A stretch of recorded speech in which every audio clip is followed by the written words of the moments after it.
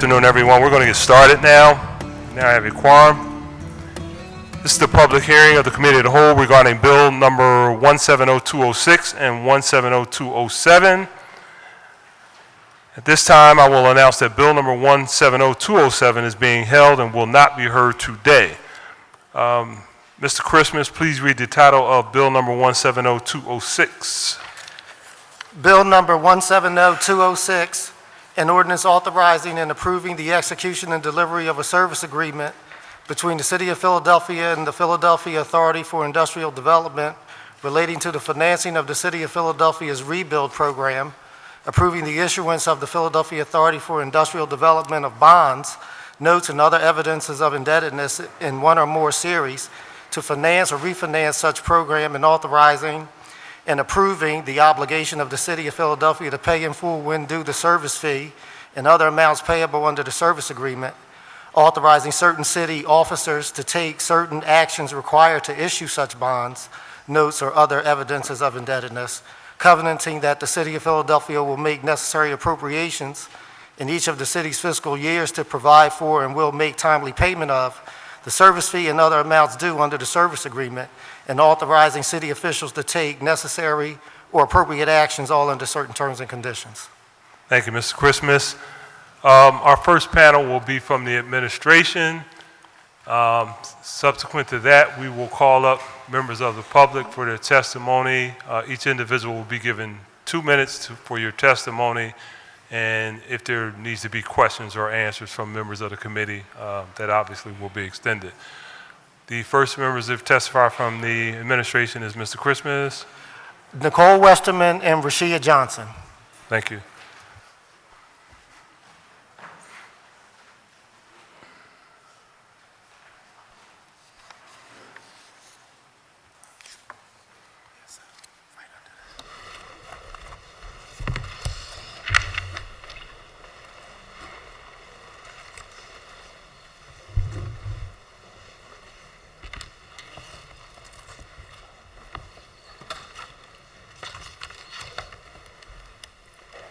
Good afternoon. Good afternoon. Good afternoon. Good afternoon, Council President Clark and members of City Council.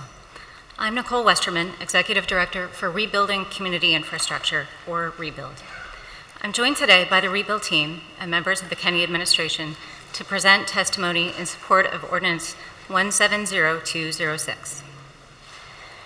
After years of underinvestment and deferred maintenance, Philadelphia's parks, libraries, and recreation centers are in desperate need of investment. From leaky roofs to no air conditioning or heat, Philadelphians are frequenting facilities well below acceptable standards. Many need upgrades to external lighting to improve public safety concerns, while others aren't ADA compliant. In total, only 10% of facilities across both systems are in excellent condition. Every other site needs improvement, ranging from small in scale to complete overhauls. At its most basic, Rebuild seeks to transform communities, one public space at a time, by improving physical infrastructure, engaging and empowering communities, and promoting economic inclusion. Together, the 3 pillars of Rebuild serve Mayor Kenney's vision for a more equitable Philadelphia, a city that invests more in its neighborhoods and residents, gives people opportunities to succeed no matter which neighborhood they live in, and values our communities and their quality of life. We know that City Council shares this vision of a more equitable Philadelphia and the goal of Rebuild, stronger communities. The Rebuild team and the Kenney administration want to work with City Council to bring Philadelphians the investments that they have been waiting far too long for, and to do it in a timely, transparent, and efficient manner. We believe that the structure and funding outlined in these ordinances is the best way to do so. Over the past several months, questions and concerns expressed by council members have led us to make changes that strengthen the implementation plan and structure for Rebuild. We have drafted amendments to Bill 170206 to more clearly illustrate the project delivery process and the participation and oversight of City Council, including a project review team and council roles in site selection, grant review committees, the Oversight Board, the Rebuild Diversity and Oversight Committee, and the Design Excellence Committee. New provisions have been added to ensure that council members are notified timely of whether project users are on track to meet EOP goals, and to ensure that past performance on city contracts or rebuild projects, including EOP performance, will be considered in the review of grant applications. The amendments also include increases to contract participation goals, aligning them with the 2016 disparity study. Council will also receive other updates and reports from EOP monitors, which will be selected with council assistance, and updates on business supports and employment through Rebuild at least quarterly. Rebuild will provide to City Council an annual budget and annual program statement, which will identify planned site work, community engagement efforts, and diversity and inclusion initiatives. Rebuild will also provide monthly, quarterly, and annual program reports to City Council that would encompass the entire rebuild program, including community participation, work completed at sites, and program revenues and expenditures. With this in mind, we respectfully request a suspension of the rules so as to allow for first reading at the next session of council. Additional details and information have been provided in my written testimony. Thank you for your time. My team and I are happy to answer any questions you may have. Thank you. Good afternoon, Council President Clark and members of City Council. I'm Rashia Johnson, City Treasurer for the City of Philadelphia, and I'm here to testify in favor of Bill number 170206. Bill number 170206 would authorize the city to enter into a service agreement with the Philadelphia Authority for Industrial Development to finance the city's Rebuilding Community Infrastructure Initiative, Rebuild. The bill also approves the issuance by paid of bonds or notes in one or more series. The bonds would be issued in aggregate amount up to $300 million, outstanding plus related costs of issuance, credit enhancements, and discounts. The bonds would be secured by the city's obligation under the service agreement to budget and appropriate annual amounts necessary to pay the service fee, which would be sufficient to pay the debt service on the outstanding bonds. The bond proceeds would be used to finance improvements to construction, demolition, renovations, and equipping of the city's parks, libraries, playgrounds, recreation centers, and other related facilities and related costs such as workforce diversity, inclusion programs, community engagement, and program administration. As we've discussed, our intention is to issue the bonds in 3 tranches with a par amount of $100 million, each roughly over every other year or every 2 years. The Philadelphia beverage tax is projected to provide sufficient funds to cover the debt service on the bonds, but we will not issue bonds until the litigation challenging the tax has been resolved. This concludes my testimony, and I'm happy to answer any questions at this time. Thank you very much for your testimony. With respect to your last statement, in terms of timeline of the borrowing, you indicated that, and I think I've heard Rob DeBoe, the finance director, say they will not issue bond until the conclusion of the litigation. Do we have a potential timeline? And I don't know who I should be asking that question. I guess you, Rashia. Potential timeline for the Litigation to be resolved. For the litigation to be resolved? I mean, we're in, yeah, I know you don't have a crystal ball, but bottom line is the people in the neighborhoods might say, when is the money going to be available? Well, right? no, we don't. I don't have a timeline as when the litigation is going to be resolved. However, we're hopeful that we hear something by the end of the fiscal year, but no, we don't have a timeline. Is there anyone here who can speak to the litigation? It would need to be the law department. Law department here?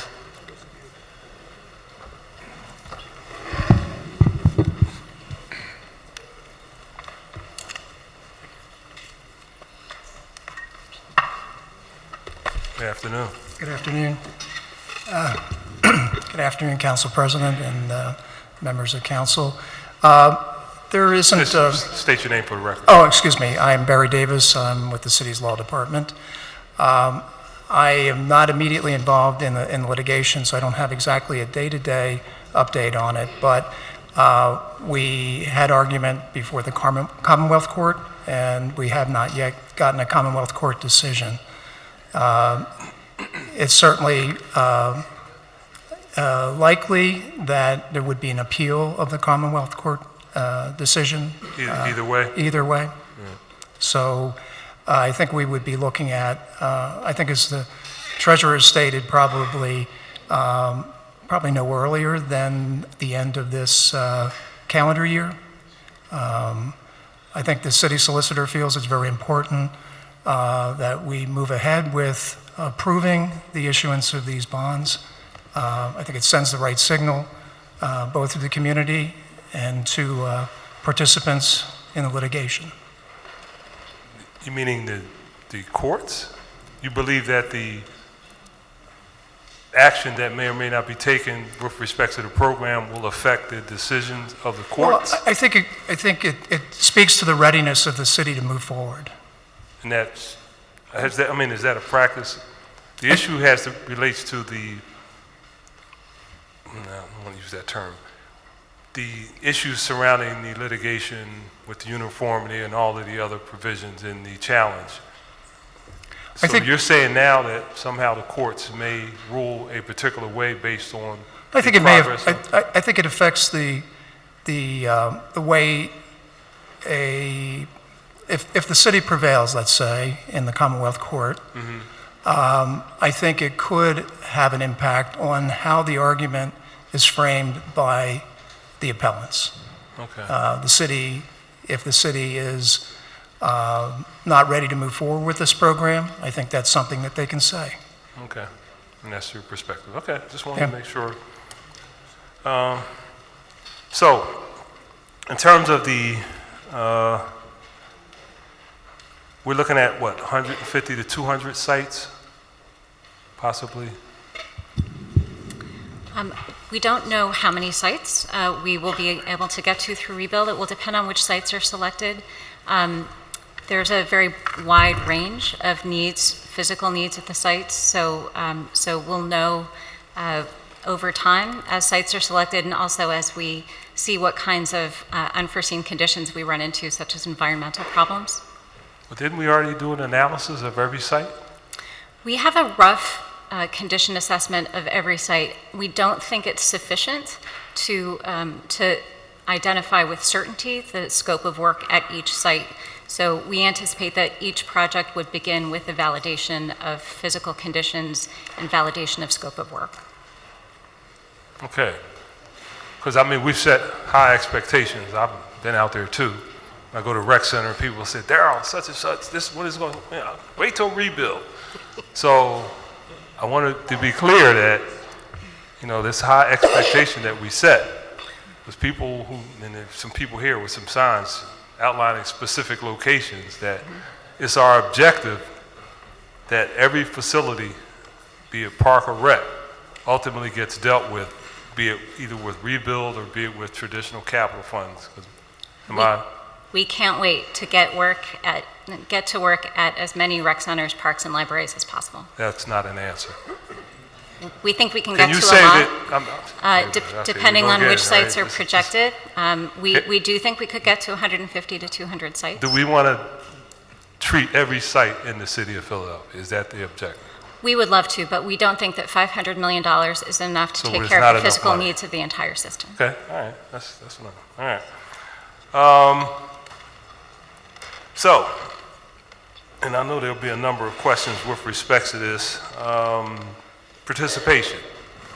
Having been a member of this government in different capacities, currently as a member of council, I think one of the most frustrating things to me is the inability to get parity as it relates to the workforce, particularly on capital projects, be it any type of activity, and standing in and representing a community that has a significant number of quote-unquote minority members, residents, and having to be at facilities on capital construction when you don't see the demographics of that workforce reflect the demographics of the city, let alone the demographics of that neighborhood. It's always been a challenge, and I know that the mayor has indicated that this is an opportunity to correct that to some degree. So how does the PLA or MOU address that issue? So the MOU is anticipated to help us on the workforce side. We have been working with the building trades, and the MOU is about agreement between the city and the building trades and contractors to establish a more reliable pathway for people, most especially minorities and women, into the building trades. So the current draft of the MOU specifically references other models for apprentice-ready programs, specifically Pen Assist, and the idea is to make sure that there is a process in place for recruiting, assessing, and then providing paid work opportunities for individuals while they prepare to take the apprentice exam. So there is, so the That's MOU kind of an entry-level position? Exactly. Okay. And what about a skilled tradesperson who happens not to be in the union? So we think it's very important to give skilled people who are not yet in the trades opportunities as well. So that's part of the conversation. That could be also part of the same program, or the MOU specifically speaks to the potential for the redevelopment authority to hire those kinds of skilled individuals in order to implement some rebuild projects. And they would, any individuals hired by PRA would become members of the trades. Okay. So I'm actually not going to get into the details in terms of asking follow-up questions, because that is something that we're still working on with respect to the specific language. So I don't want to get into too much further into those conversations. So I'll come back, but we are having conversation. All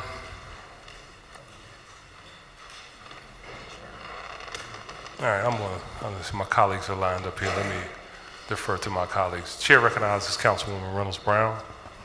Thank you, Mr. President.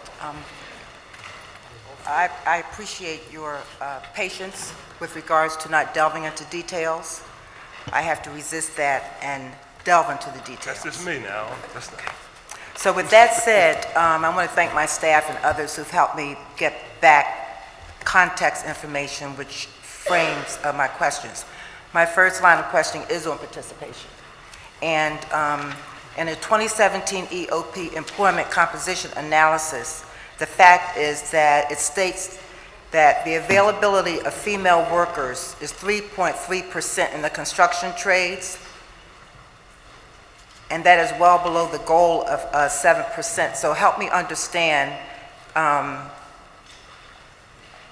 either the goal is too high or more outreach is necessary to reach the stated goal. Could you speak to that?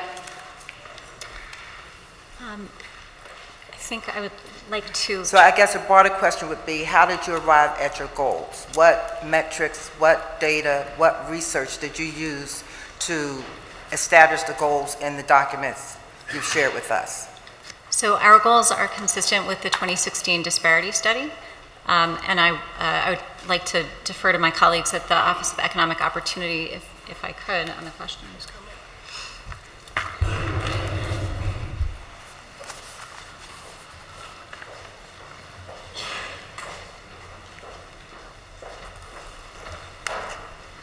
While that official is coming to the table, what is the total number of potential buildings that rebuild can have an impact on?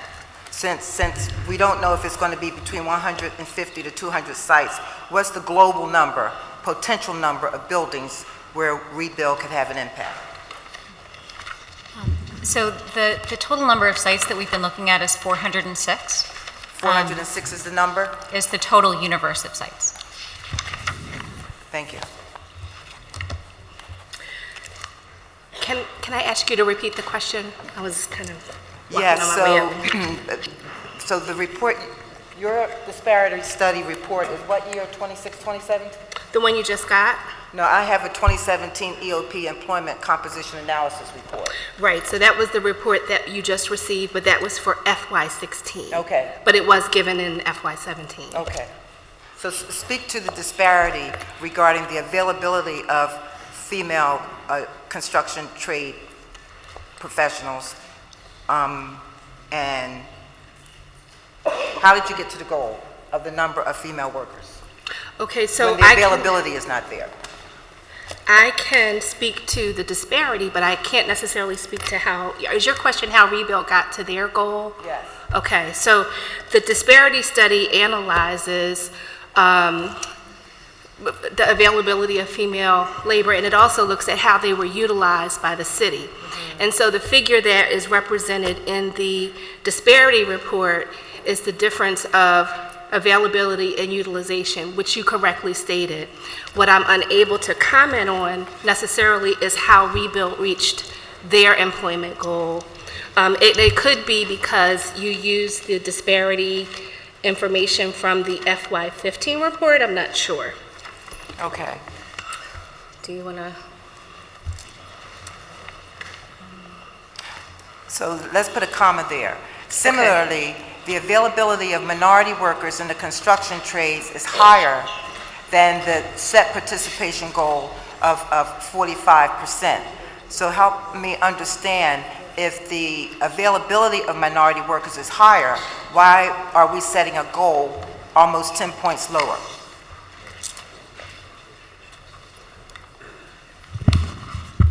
To be clear, our intention is to set goals for Rebuild consistent with the 2016 disparity report goals. So if there is an inconsistency there, we would like to address it. Okay, so then I can look forward to us having subsequent conversation about how we can align what's possible, what's doable, and what's available. Okay, let me shift my remaining questions around sustainability and the environment. So it states in the report, the Rebuild Office will work in coordination with city departments, including the Office of Director of Finance, Parks and Rec, Free Library, and others. City departments will monitor Rebuild project development.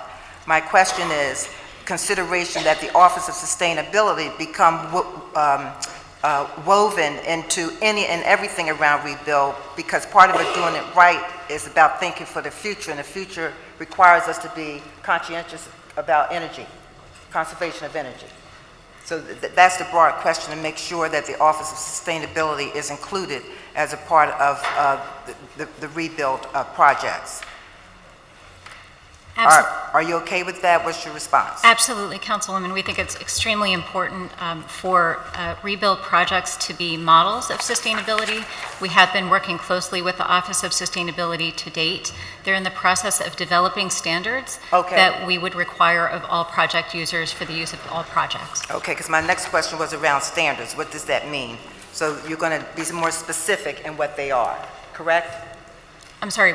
My next question dealt with standards, and what I hear you saying is that ultimately you're going to be more specific in what standards. Yes, Okay. exactly. So whatever the Office of Sustainability says are the current standards, those would be referenced in in the grant agreements for project users. And you're okay adding language encouraging the inclusion of an expert on environmentally sound development as a part of the oversight board? Yes. Okay. My last question deals with design excellence, which is discussed in great detail in that document. And the question is, the Rebuild Design Excellence Program states as one of its standards that facilities should facilitate the reduction in stormwater pollution. Has the administration considered any other environmental goals as a part of that design excellence program, like the incorporation of renewable energy and, more importantly, green spaces? Absolutely. So we think really the whole gamut of sort of sustainability goals are key. So not only stormwater management, not only energy efficiency, but resilience, waste reduction, and simplicity in terms of operations and maintenance. Okay. All of those are very important.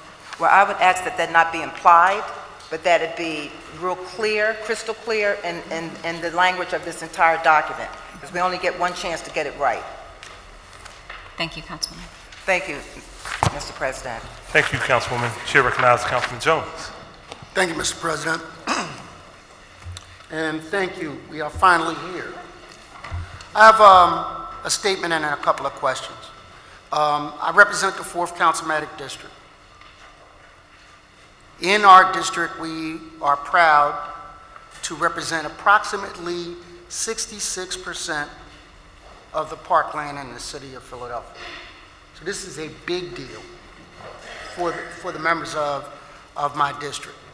In my district, I believe we have over 50 parks and recs facilities out of that potential 406 facilities. So I have to share Mander with my colleague because it's technically in my district, but it services great people from the 5th district.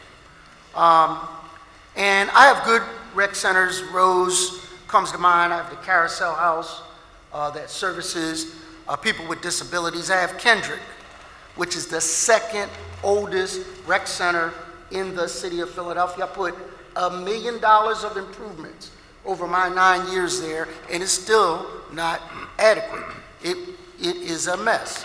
But out of all of my facilities, and I've been to them all, the one that comes to mind about why this is important is Nichols Park at 55th and Race. And I'm going to give this story, and then I'm going to go into some questions that we need answered. But at the end of the day, I was pulling down Race Street. I was on my way to my office in the neighborhood, and there was a bunch of kids, maybe half dozen to a dozen of them, playing in the sweltering heat. I pulled over to watch because that helps my blood pressure. After going to crime scenes, it helps to watch kids play. In that park, there were benches that had metal sticking up from them that had been rusted, and those kids were hurtling over those benches like they were in the Olympics. In their mind, they were in Disney World, but in reality, they were in danger. We put approximately $400,000 into that park. And I want people, if the reporters are listening or people drive by there, it has made a world of difference because those kids live under, many of them, the poverty guidelines at 26%. They're not going to Disney World this summer. They're not going to make it to Florida or California. That's right. They might be able to manage to have a safe environment, and safe doesn't mean from predators that bother kids, but also equipment failures, rusted equipment, unsafe play areas. So we have to get this right. That is the primary reason most people voted for the sugary drinks, infamously known as the soda tax. Yes. That's the why we did it. So now we're getting down to the nitty and the gritty. It's not just good enough for those kids to play at Nichols Park at 55th Street. Their parents need to help the rebuild of those parks. So we have to figure out how parents can have their kids play, but also be able to feed them at the end of the day. So this is a process. So now I go into, after the statement, I want to say the questions. It is my understanding that there is a potential job pool that will be civil service that will help in the maintenance and sustainability of some of these centers. Is that correct? Say it, don't shake your head, say it on the record. Yes, in the last budget, $2 million was established for additional parks and recreation skilled trades positions. So that will be really important, not only to making facilities safe during the course of rebuild and helping get rebuild done, but to the long-term sustainability and safety of the facilities. And it's my understanding that those individuals have to come from the city of Philadelphia. Yes, To take that test. that's correct. It's my understanding there is a discussion around additional pool of workforce that may be assigned. Am I allowed to talk about that good idea you had? Councilman, you are independently elected Elected. official. I just You can want- talk about anything you want. And I'm sorry to say I didn't vote for you, but I don't live in your Yeah, that's district. all right. But if I did, I would have. So the second pool, potential labor pool, will be assigned to the redevelopment authority. And that might be people that have skilled trades, done it for a long time. I think of Shaka Trotter, who is from my district, who has been an independent entrepreneur. He may have an opportunity to do a skills test to be in that and then wind up in a union opportunity. Is that correct? So I'm going to defer to Say my it loud colleague. with your chest now. I'm going to defer to my colleague, Deputy Mayor for Labor, Rich Laser.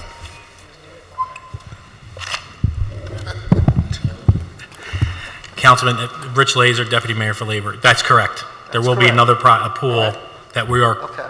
working with now that would be And hired by the so- redevelopment authority and then would be in the respective trade of their Okay. craft. We're going to get to how many and all of that, but that is a second pool.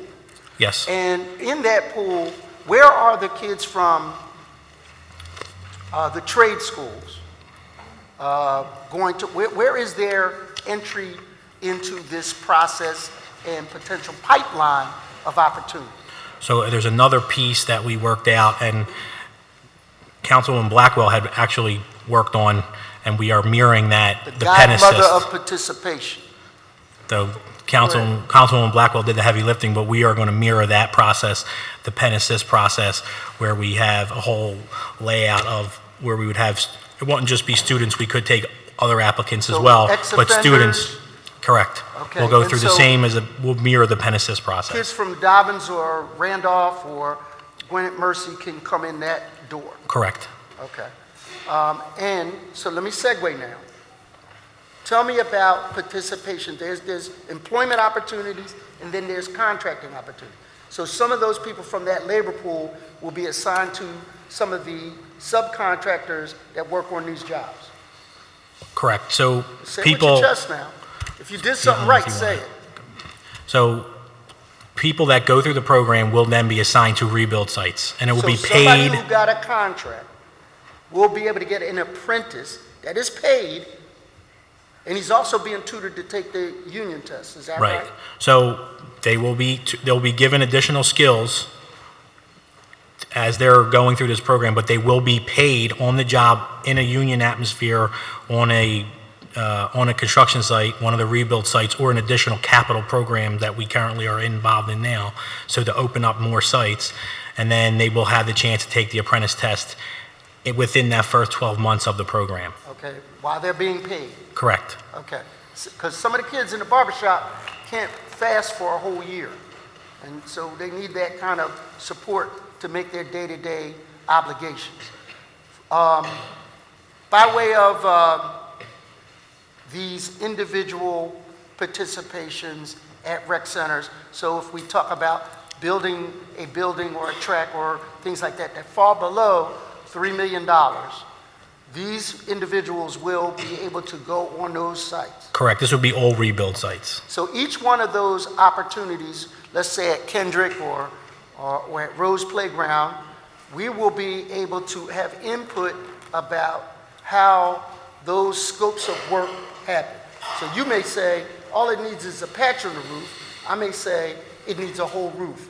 And we can then determine how to better service those people. Is that correct?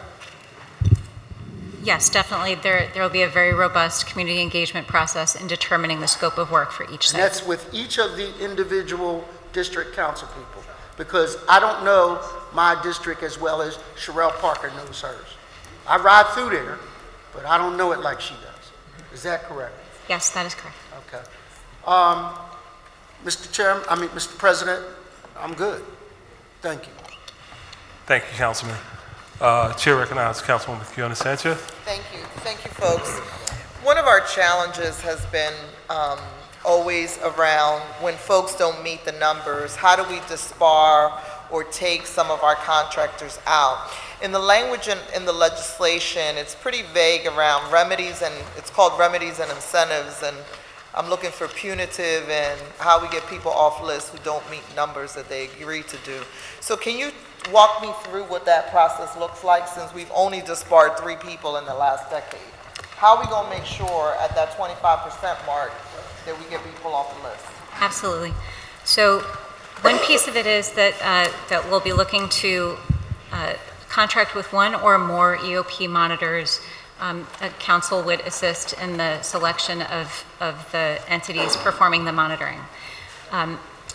Then an important piece is that our priority is to meet our participation goals. That's the goal rather than getting rid of bad contractors.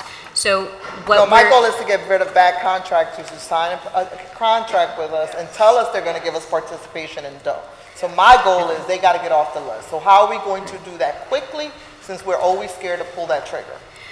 So what the EOP monitor is going to be monitoring in real time and assisting in real time. And one of the things that is, I think, different about Rebuild is that because of the Apprentice Ready program and because of the business supports that we have in place, there will be a lot fewer excuses for project users and contractors to say. But what happens? We meet the 25%, numbers are not met. What happens? How quickly? What happens? Because that's what we've been scared of. Because through this paid system, we're supposed to have an easier, more seamless process to do that. What happens? Job stops. Contract says, according to your vague language right here, is we can terminate immediately. Will we terminate? And what happens? Before we terminate, we would like to have a discussion with the district council member, and we'd like to, for example, do something like stop payment first and see if that is an adequate incentive to them taking the actions necessary to achieve the participation targets. So what's the day, because again, one of the reasons we're scared to pull the trigger is people don't want to stop a project. We're always delayed. Obviously, this process is going to make sure we can do these quicker. So what's the timeline? Is it 30 days remedy, 60 days? Do we have the ability, our project user or project management, I'm into project management, not this other stuff, were they going to have the ability to insist that contract remedy like the next day? In order for the job to start again, and this is not about a Monday hire, Friday hire. Don't hire someone so the EOP comes and counts them. How do we make sure that happens, and what can we do or the project user do immediately?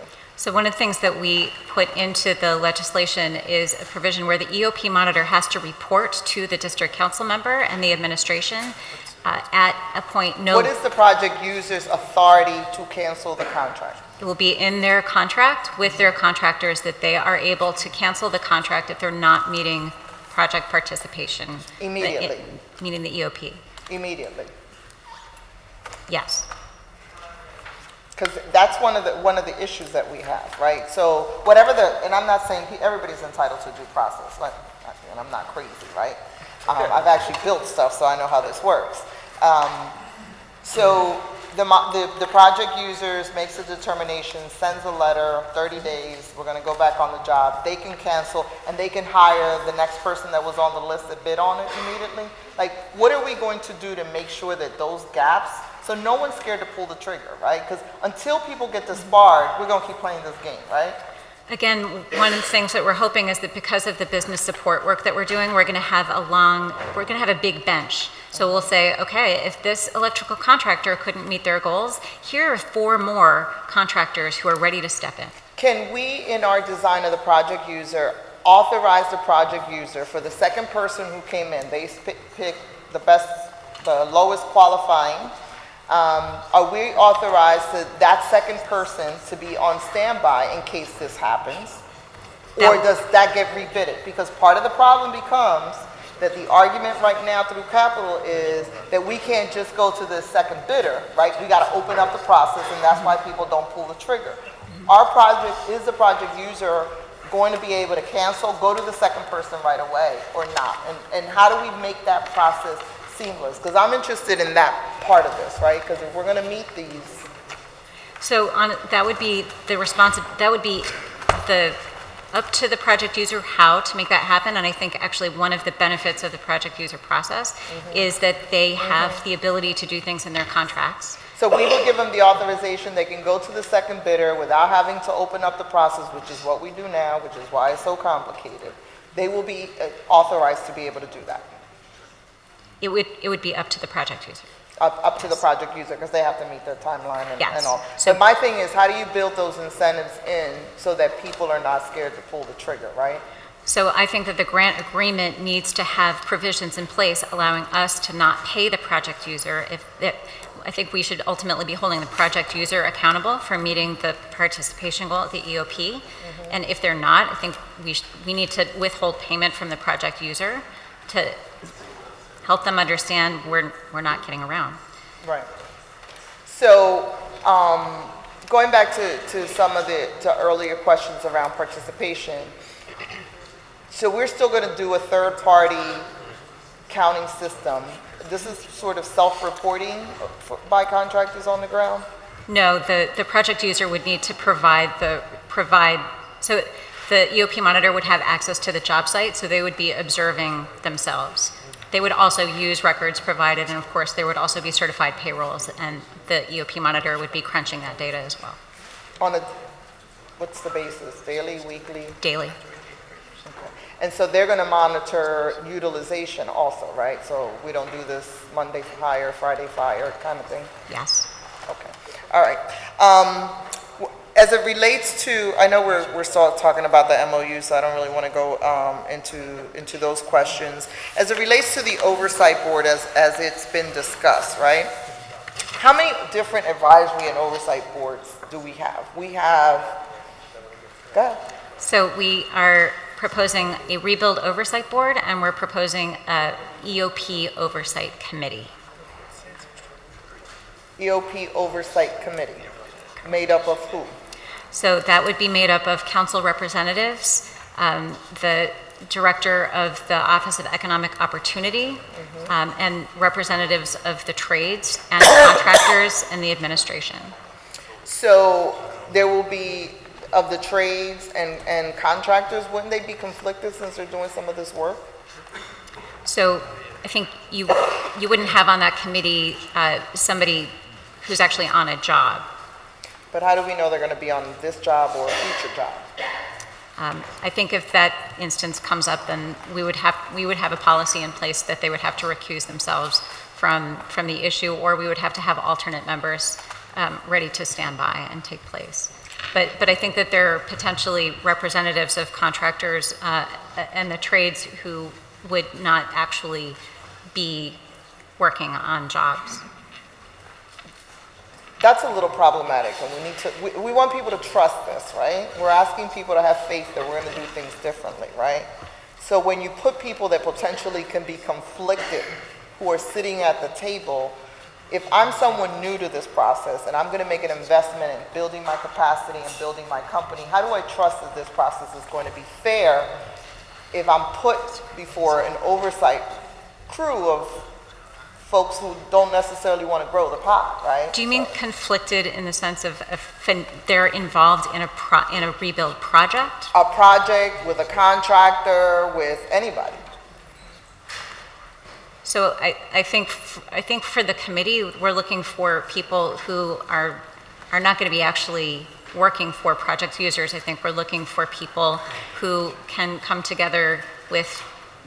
I think we need to say that. I think we need to say that there is nobody that's going to be on any of these committees who is interested, looking at, affiliated with, associated with anybody aspiring to do that work. I think that's hugely important in building trust in the process. We want people's expertise, but and this is not an arm length kind of relationship. These are folks who are not actively, and there's a lot of retired folks in all of those sectors that I think would be, willing to serve and really share their expertise. I just want, from the very beginning, we should say to people, we don't need to have people recusing themselves on votes or potentially doing that. I think that's an important part of the process. That makes sense. Thank you, Mr. President. Thank you, Council Lady. Chair recognizes Councilwoman Blackwell. Thank you, Mr. President. I only wanted to verify, and I'm grateful that we're following a path that we used a little earlier during our budget, is that for our local workforce, we talked about and had agreement to 40, and there's up to 45% in our records here for this project, for minority participation, we didn't talk even about women or handicapped and all of that. And for local workforce, for neighborhood, we, and everybody agreed to them, we had 50%. So I'm just verifying that those are the numbers we use, at least 40 to 45% and 50% when it comes to local workforce. Because if you deal with people in the neighborhoods, 50%, people will feel included. And I just wanted to put that out there and verify that that's what the numbers are.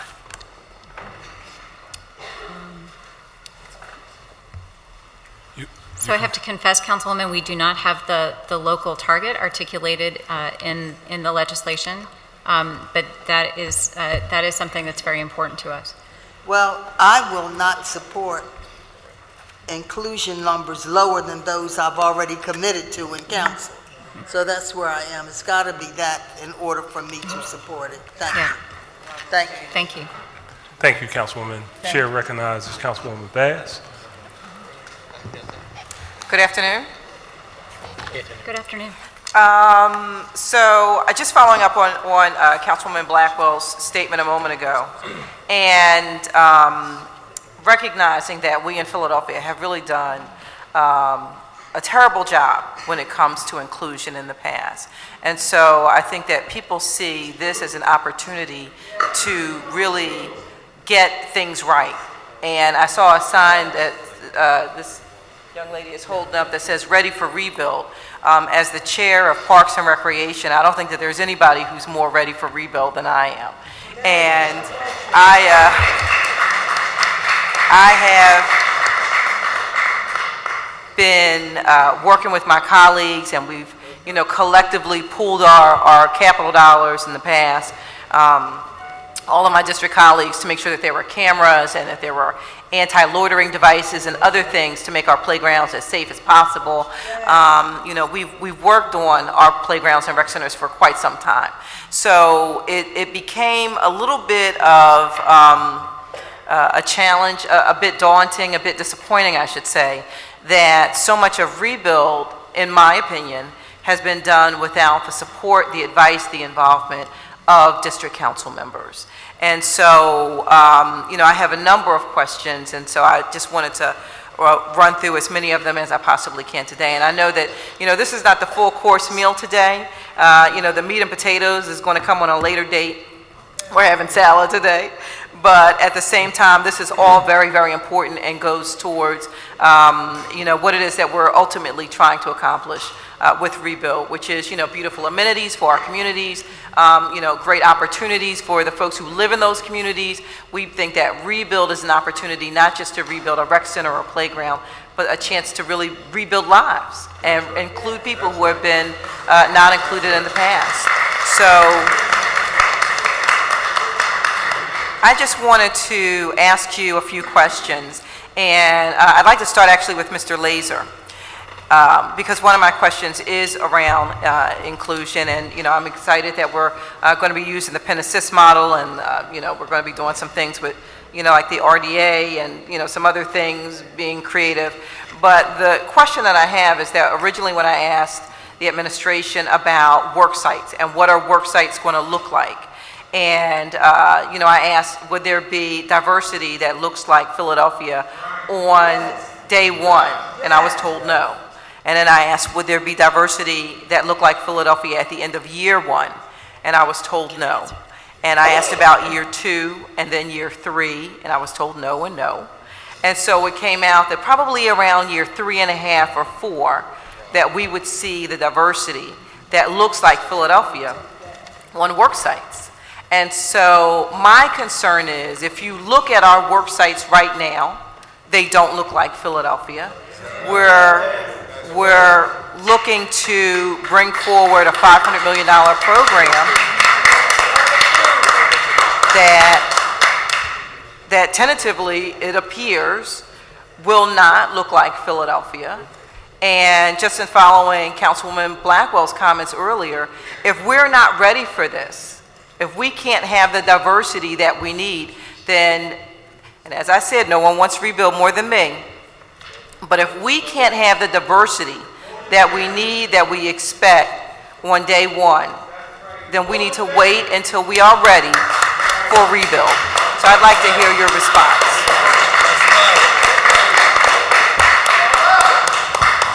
Councilwoman, we're committing to you the numbers in the legislation we will achieve in year one. In year one? Year one. That's new. What changed? We've been working on it. We've been talking. We've been figuring things out. We think we can do it. We think we can do it because of the Apprentice Ready program that we're trying to work on, and we think we can do it because of the business supports program that we're proposing here. We think we can do it, or we know we can do it? We know it's going to happen. We are committing to you to these numbers for year one.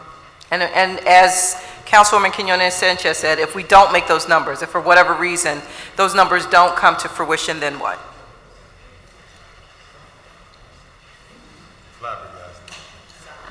We're committing to these numbers for year one. That's not an answer. We need an answer. We do need an answer. And If so we don't- again, if we don't make the numbers in year one, then we'll have to make serious changes in the Apprentice Ready program and the business supports and in the contract structure with the project users so that they meet the numbers. okay. The idea is to get this right now. So we can't, it's not to revisit it, come back later, let's look at it and try to tweak it, get it right after the fact. We want it to be right in the very beginning. So let's make sure that it's right now, okay? Because I don't want to revisit it. I want it to be right. I want it to look right. We've been out here working really hard on rebuild, as you have as well. It's been a little bit frustrating that we haven't been able to work in tandem as much as we would have liked. But at this point, we just need to make sure that we get it right. And so we're counting on you. We're depending on you. And again, as I said, if we're not ready, then we need to shelve rebuild until we are ready. We are ready, Councilwoman. Okay? We'll see. We hope so, because we want it to be right. Okay? I did want to ask a couple of other questions too around site selection. And so the question is, and I had asked our Managing Director, Mike DiBerardinis, this during the budget hearings, if rebuild team and the district council person do not agree on site selection, then what happens?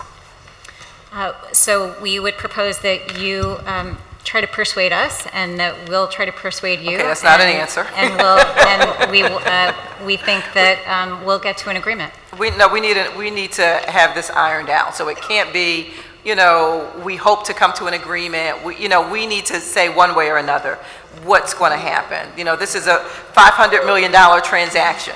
And so if we were in the business world, we would not do a $500 million transaction but we hope we can come to an agreement. There has to be an agreement up front. Either, and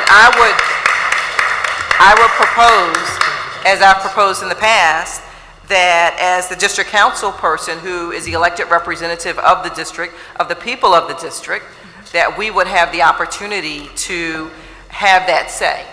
And of course, weighing in with the rebuild team. Sure, we would expect that every person in your district wants their park, rec center, or library to get improved through rebuild, and we would expect everybody in your district to advocate strongly for their park, rec center, or library. So we definitely are looking forward to hearing their point of view and your point of view. Okay, but that still doesn't answer my question about site selection and who's going to decide. Like, we need an answer. I think the answer really has to do with how has it been working in the past. So the district council person has a say.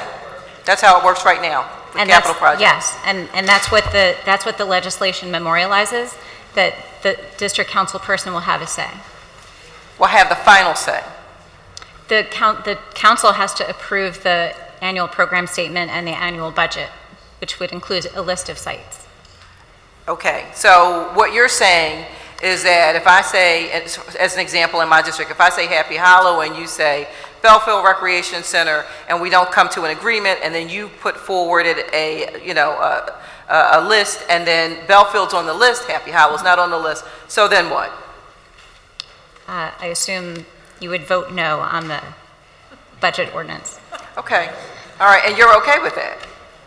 Because there would be other things that would be submitted as well at that same time, correct? Councilwoman, we believe your input is incredibly important in this process. We think Okay. that you have valuable information. We think that this is a collaboration, and we expect to get to very wise decisions in collaboration with you. Okay, that's not an answer. But I have some other questions. We're going to come back to that. Councilwoman, if I may. Brian Abernathy, First Deputy Managing Director. Hi, Brian.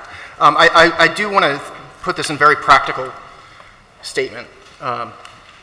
We are expecting a project, we are expecting to present to council on an annual basis the list of projects that we're intending to cover in the following year. We expect that to be negotiated with individual district council members. And I would expect that if an individual district council member is unhappy with those lists of projects, I can't imagine that program getting passed by council. Brian, I hear you. However, it would just be so much simpler if the administration would just say that the district council person will have the final say. Because that's what you're saying in a roundabout sort of way. Well, but wouldn't it just make more sense for us to say that up front? Councilwoman, And let's just keep it real with each other. You know, let's just be 100%. I am, and I believe the administration has moved significantly on this issue. We're looking forward to council being our partners, but I don't believe the administration is willing to move any further at this point. So if you're saying that okay, so you're not willing to say that the district council person has a say over site selection. No. But what you are saying is that, you know, you can bring in a list and that we as a body can vote it down. No. So that way we would have the final say. So is that the administration's idea of working together? No, we will not prepare that program statement in a vacuum. We are going to prepare that program statement in cooperation with council, just like we do today, just like the capital program is managed today. We will not be going around council's back. We will be working with council on every step of the process in order to get this project done. We understand that you represent your community. We understand that you understand your district better than we do. Recognizing that you understand that, what I don't understand is why it is so difficult to just agree that district council members will have the say.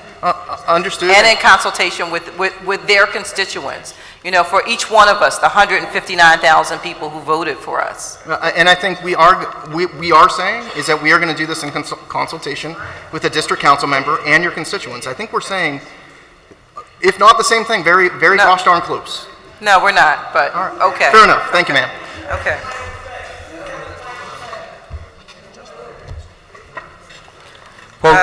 Folks, hold on one second, Council. Folks, in terms of the conversation, you know, the responses, you know, we got a long list of people that are prepared to testify, so thank you. Thank you for your cooperation. Thank you. So, question. So, regarding community input, one of my frustrations with the initial proposal is that community input, involvement, you know, just the rebuild team working, you know, with folks to let them know, alert them what's going to be happening, how to get their input into what to expect in their neighborhood is, you know, the details just have been lax. And I'm just going to, you know, throw that out there. The initial community input on the proposed rebuild process that was just provided by the administration, you know, it does not appear to be in the early stages of conversations and planning and involvement around implementation of these projects. And so I'm wondering, you know, like what is the community engagement? When is it going to happen? What are we going to see? People are asking. We're out, you know, I'm out almost every night doing rebuild briefings, but it really does, in my opinion, require the administration to, you know, this is your plan, this is your project, to get on out here and talk to folks, answer their questions. And so I'd like to know, you know, what's the community involvement? What's the input and the process going to be? So, David? Community engagement is one of the 3 pillars of rebuild. It is core. So when a site is selected, A project user has to have provided, a project user, in order to do work at the site, has to have a plan for engaging the community. We think what that means is first going to the people who have been already working at that site for years, the people who are in the Friends of group, the people who are in the Recreation Advisory Council. Those people have earned the right to have a major say in what happens at that site, and they will be the first people we go to. It's also important to broaden the tent. Those people have been working really hard, and we want to lighten their load by bringing more people into the conversation. So what we're looking for is the project user to develop a community engagement plan that allows for not just sort of typical, we're going to have a charrette on a 6 o'clock at the local church, but making sure that there's a wide variety of ways for people to get involved to meet people where they are. So we know that, for example, not everybody's comfortable standing up in front of a group and talking about what programs they want to see and making sure they're reflected in the designs. So we do want to do the charrettes. We also want to use apps. We also want to go door to door. We also want to have fun events that draw people out. All of those events need to get people to provide information about how they use the site today, how they want to use the site in the future, what the design should look like. And then the designers will keep coming back and saying, here's what we heard, did we get it right? Here are the designs that we've developed based on your input, did we get it right? Okay. So the rebuild team is not going to do outreach, essentially, is what I'm hearing. That the outreach and the community engagement is going to come from the project users. And from the document that I have in front of me, which was from the administration, it states that applicants or applications may include plans for, which is optional, may include plans for community engagement, diversity and inclusion, and the anticipated scale of the improvements. So if you're saying that it's, why would it be optional? Why would community engagement ever be optional on a project like this? In order for a grant application to be approved, the project review team would have to find it acceptable. And definitely for the administration to find it acceptable, there would have to be an excellent community engagement plan. So why would it be may? Shouldn't it be must? Yes, it should be must. Okay. All right. Yeah, we gotta kind of move it around. Am I out of time? Sorry. Yeah, Okay, sorry. I didn't turn the clock on yet, but we're gonna have to do the clock. 'Cause it's kinda- I'll come back to my second. We got a lot of people Okay, here so to I'm sorry. testify. I do apologize. I'll come back. That's okay, Councilman. I understand. Chair recognizes Councilwoman Parker. Thank you, Mr. President, and good afternoon to each of you. Let me start by saying that since we began this discussion regarding rebuild, I know I have, and many of my colleagues, and I know it's like I've been beating the dead horse, have been unapologetic about seeing the employment opportunity here as a vehicle to provide African Americans, women, other minorities with a systemic way into the building trades so that they can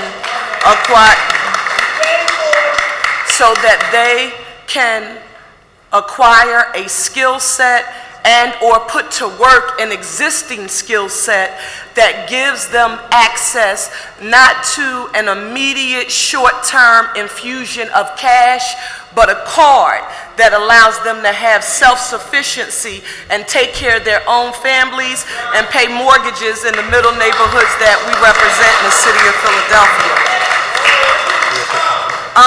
With that being said, I just, again, want to be clear about managing expectations when it comes to the number of jobs that are being created.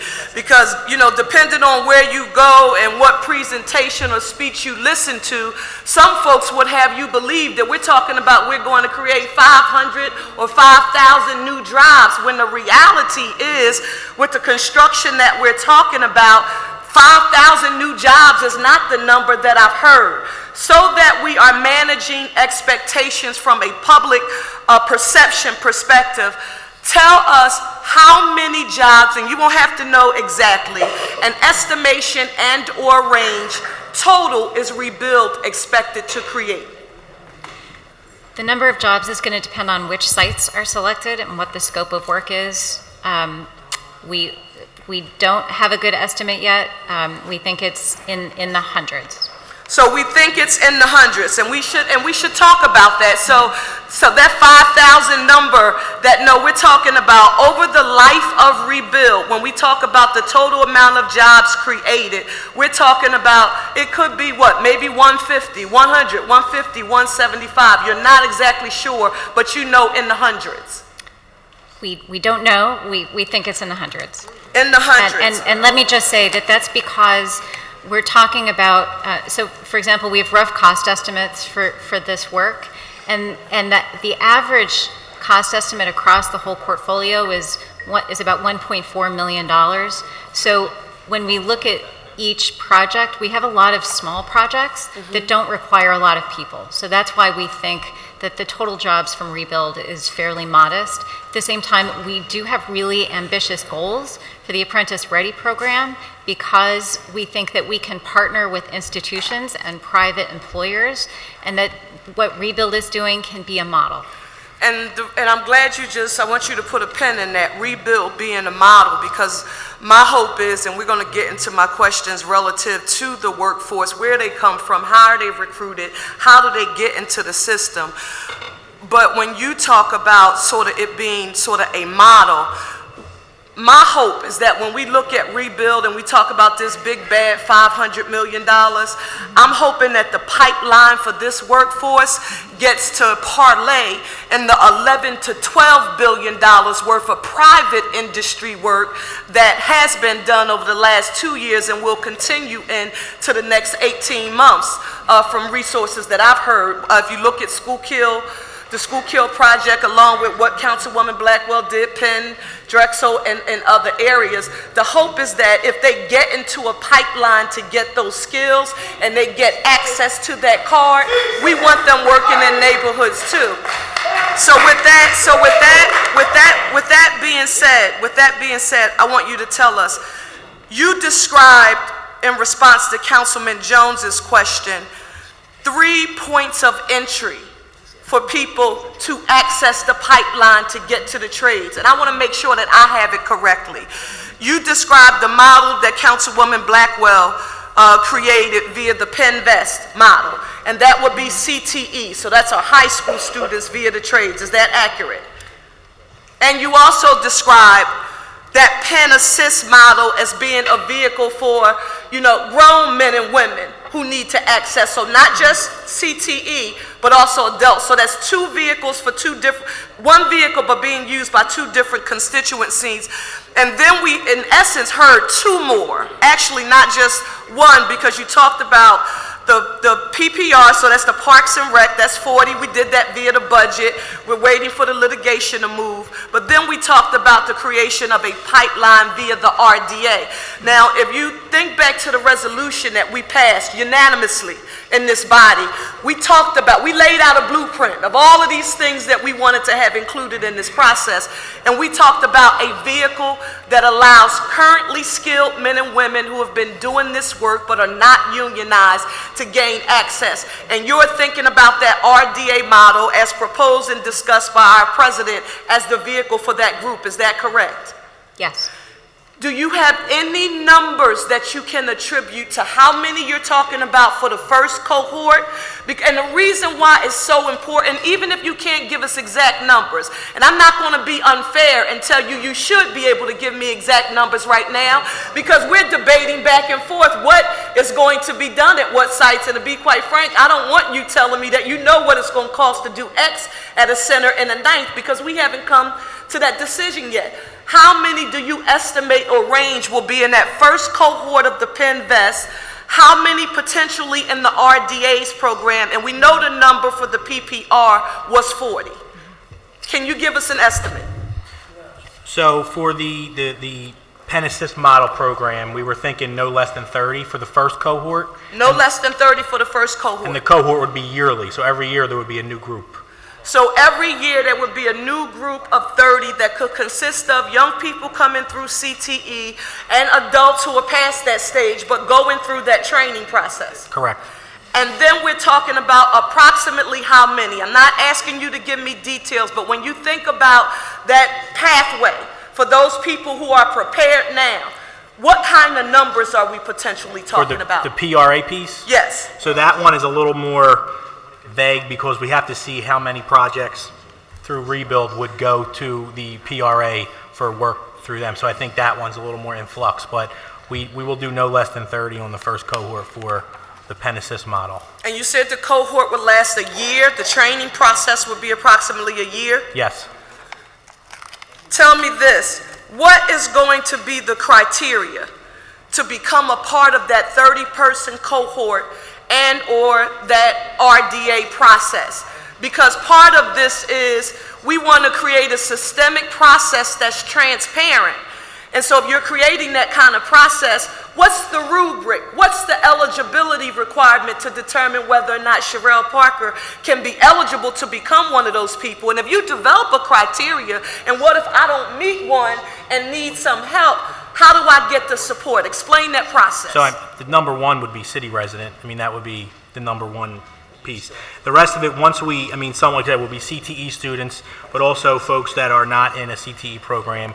They would come in through a Philadelphia Works, through either a Career Links or another facility that we would set up for intake, and then we would do a skills assessment on those individuals to see kind of where they are, what skills they may have, if they need a driver's license, and if they don't have a driver's license, which is important for a trade job because it's mobile, we would then we would provide funding to get that person a driver's license, because that's the number one thing.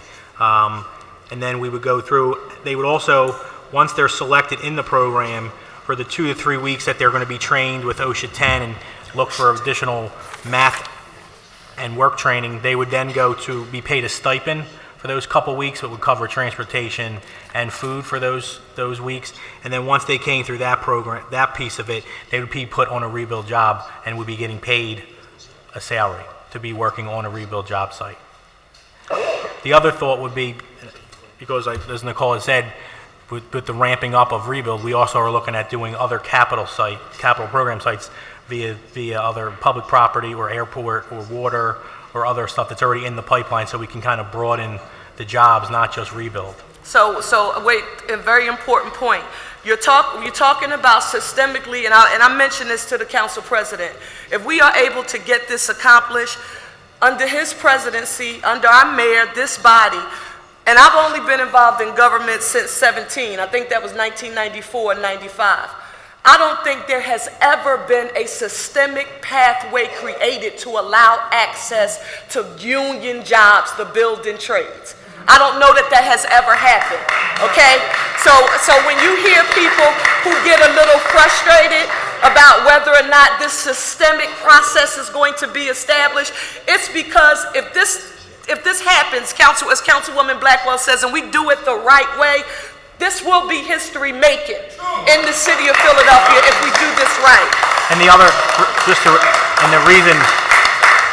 And I think the reason we are trying to be uniform with Pen Assist and with Schuylkill Yards is that the more projects that we can put together in a uniform process on the entry point and the training and what we want folks to do and how to go through it, it'll broaden and open more slots for folks. Finally, for me, only because of the history or confidence in the process, I've been anal about how are we going to report in real time the status of those who are trying to enter into the process. How will we know how many people applied? Right. How will we know the zip codes of where they lived in?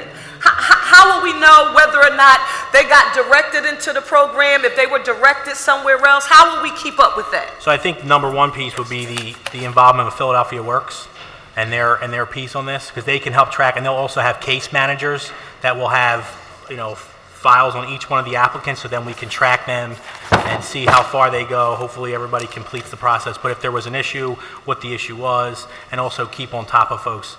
And if there's any issues on the applicant's end on what they may have, we can try to fix that through the case manager. So again, I know we will have the opportunity, as I've heard from my colleagues, that we will talk more about this at a later date. I just want to reinforce what I know sounds like a broken record, is that I am 1,001% behind empowering and or positioning Philadelphians who currently don't have access to union jobs that will allow them to get retirement security, that will allow them to get health care that they are paying for, so they don't have to worry about the Affordable Care Act. They can pay for it out of money that they earn on a regular basis. In addition to that, I'm going to share with my colleagues and share with you a report regarding diversity in the New York City union and non-union construction sectors. And we all know this group. I've worked with them and know them from working in Harrisburg. I also know them through my work with retirement security. It's called the Economic Policy Institute. And although this is not based on Philadelphia, this is a study that they've conducted in New York about how African Americans and other minorities have been able to gain access to the building trades and or the non-union construction sector, and what has been advantageous for each. Again, I want to state for the record that I want to see people of color have this process, to have an opportunity to enter into the trades, but for anyone who is attempting to convince me that, Sherelle, this process is going to fall apart, they're never going to do this. The only way you are going to see diversity in the trades is if you get companies that are not affiliated with unions, and that's the only way people of color are going to work. I want to say to you, as I've said to my colleagues and to the public before, I don't support it.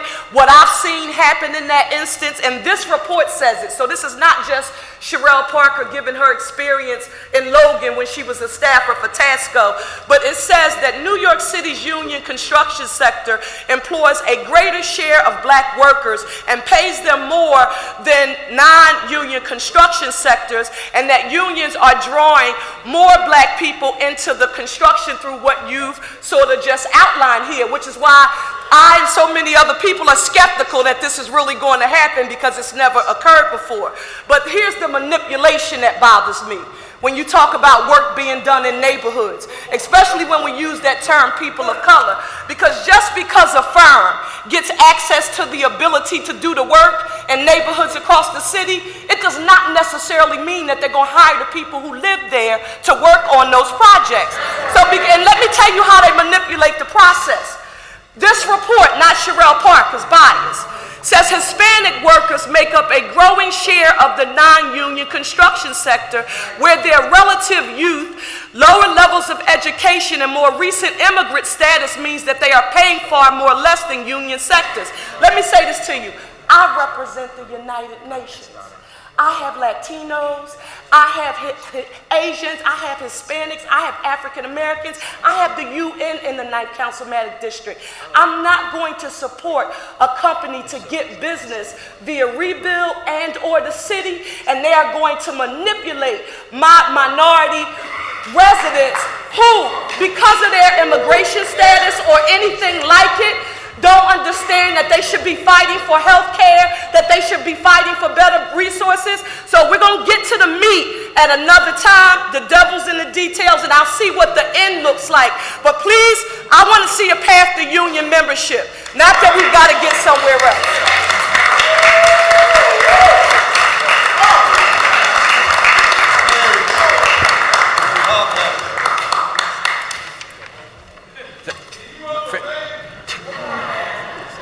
Thank you, Councilwoman. Councilman Green? Thank you, Mr. Chair. We've had a lot of conversations this afternoon, and there's been a lot of discussion about inclusion and getting into the building trades. And some of the questions I have about this initiative, and something that we have not addressed in this conversation, is that one of the ways that people get involved as unions is that they are sponsored through that union. And as I've had many, many conversations with representatives of Rebuild, I've invited you to Capital Consortium meetings and other initiatives on how we provide access to credit to small businesses. But what's been lacking in this conversation is how Rebuild will provide the growth of minority union contractors. I believe part of the problem that we have is that we do not have enough minority union contractors that can sponsor people through the building trades. And so some of the questions I'm going to be asking about is how are we going to use the rebuild to grow small businesses, especially small businesses of color that happen to be in a union, because they can go to the apprentice hall and bring in a person of color that are going through these programs. Now, when you're talking about this initiative regarding PRA, and from what I'm understanding is that if I was Derek Green, 36-year-old person who went through various programs, say I went through the DAP program and the PREP program, all these apprenticeship programs, if I have a certain skill set where I know how to do carpentry, electrical work, plumbing work, what I'm hearing is that I have an opportunity to come into the trades based on my past experience through this middle set that Councilman Parker and others talked about, will I be hired by PRA, correct? Yes, Okay, but we don't know exactly what that number may be. correct. Okay. My concern is what happens when the money runs out? When you look at the programs we've had over the years from the Convention Center and the Convention Center expansion, from the Eagles Stadium and the Philly Stadium, we've had all these programs to help people go through an apprentice program. But once the public dollars run out, there's no additional work for people who go through these programs. And so my question is, what's going to be the process that if you go through this initiative, you'll be getting work, especially on the multi-billion-dollar backlog of projects we have in city capital projects?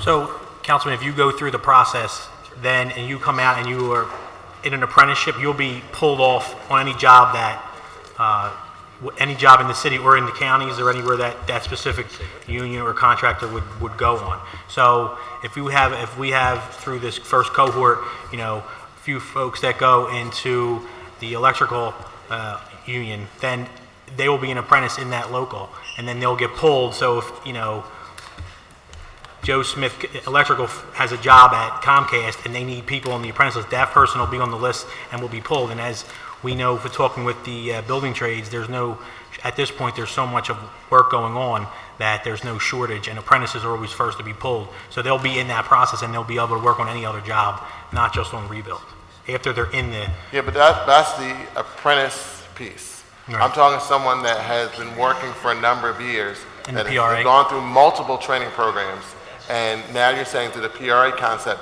they're going to get hired. But that's going to be a subset, probably what, 40, 50, 60, 70? Yeah, so people. the other pieces, and we're looking at now, and we're slowly looking at it, is expanding more of our own capital projects and allowing PRA to do work on those projects.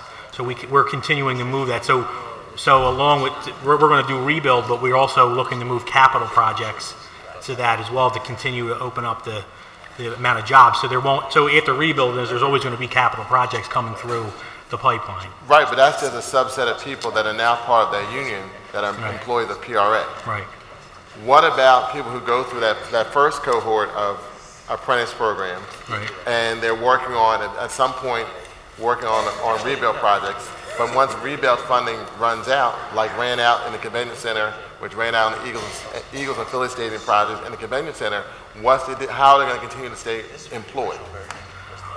So what I would think, and that's why when I spoke with Councilman Parker's question was, we're trying to model it after the other institutions so that we can put people on the program will continue. I mean, this is a building trade sponsored program as well with the city and Penn is a separate model, but we're trying to do the same thing so that we can continue that pipeline to continue to move so when rebuild's over, we could use this program on capital projects as well. So the program would continue to move, would continue to go, and we would still work with Philadelphia Works, who is helping us fund it through state and local and state and federal money through TANF and WAO acts. And I think the other piece is that there's, right now we're blessed with a really strong construction market. There's a lot of pressure on institutions and large private entities to have high minority and women participation on the workforce. So once folks do get some work experience, successful work experience,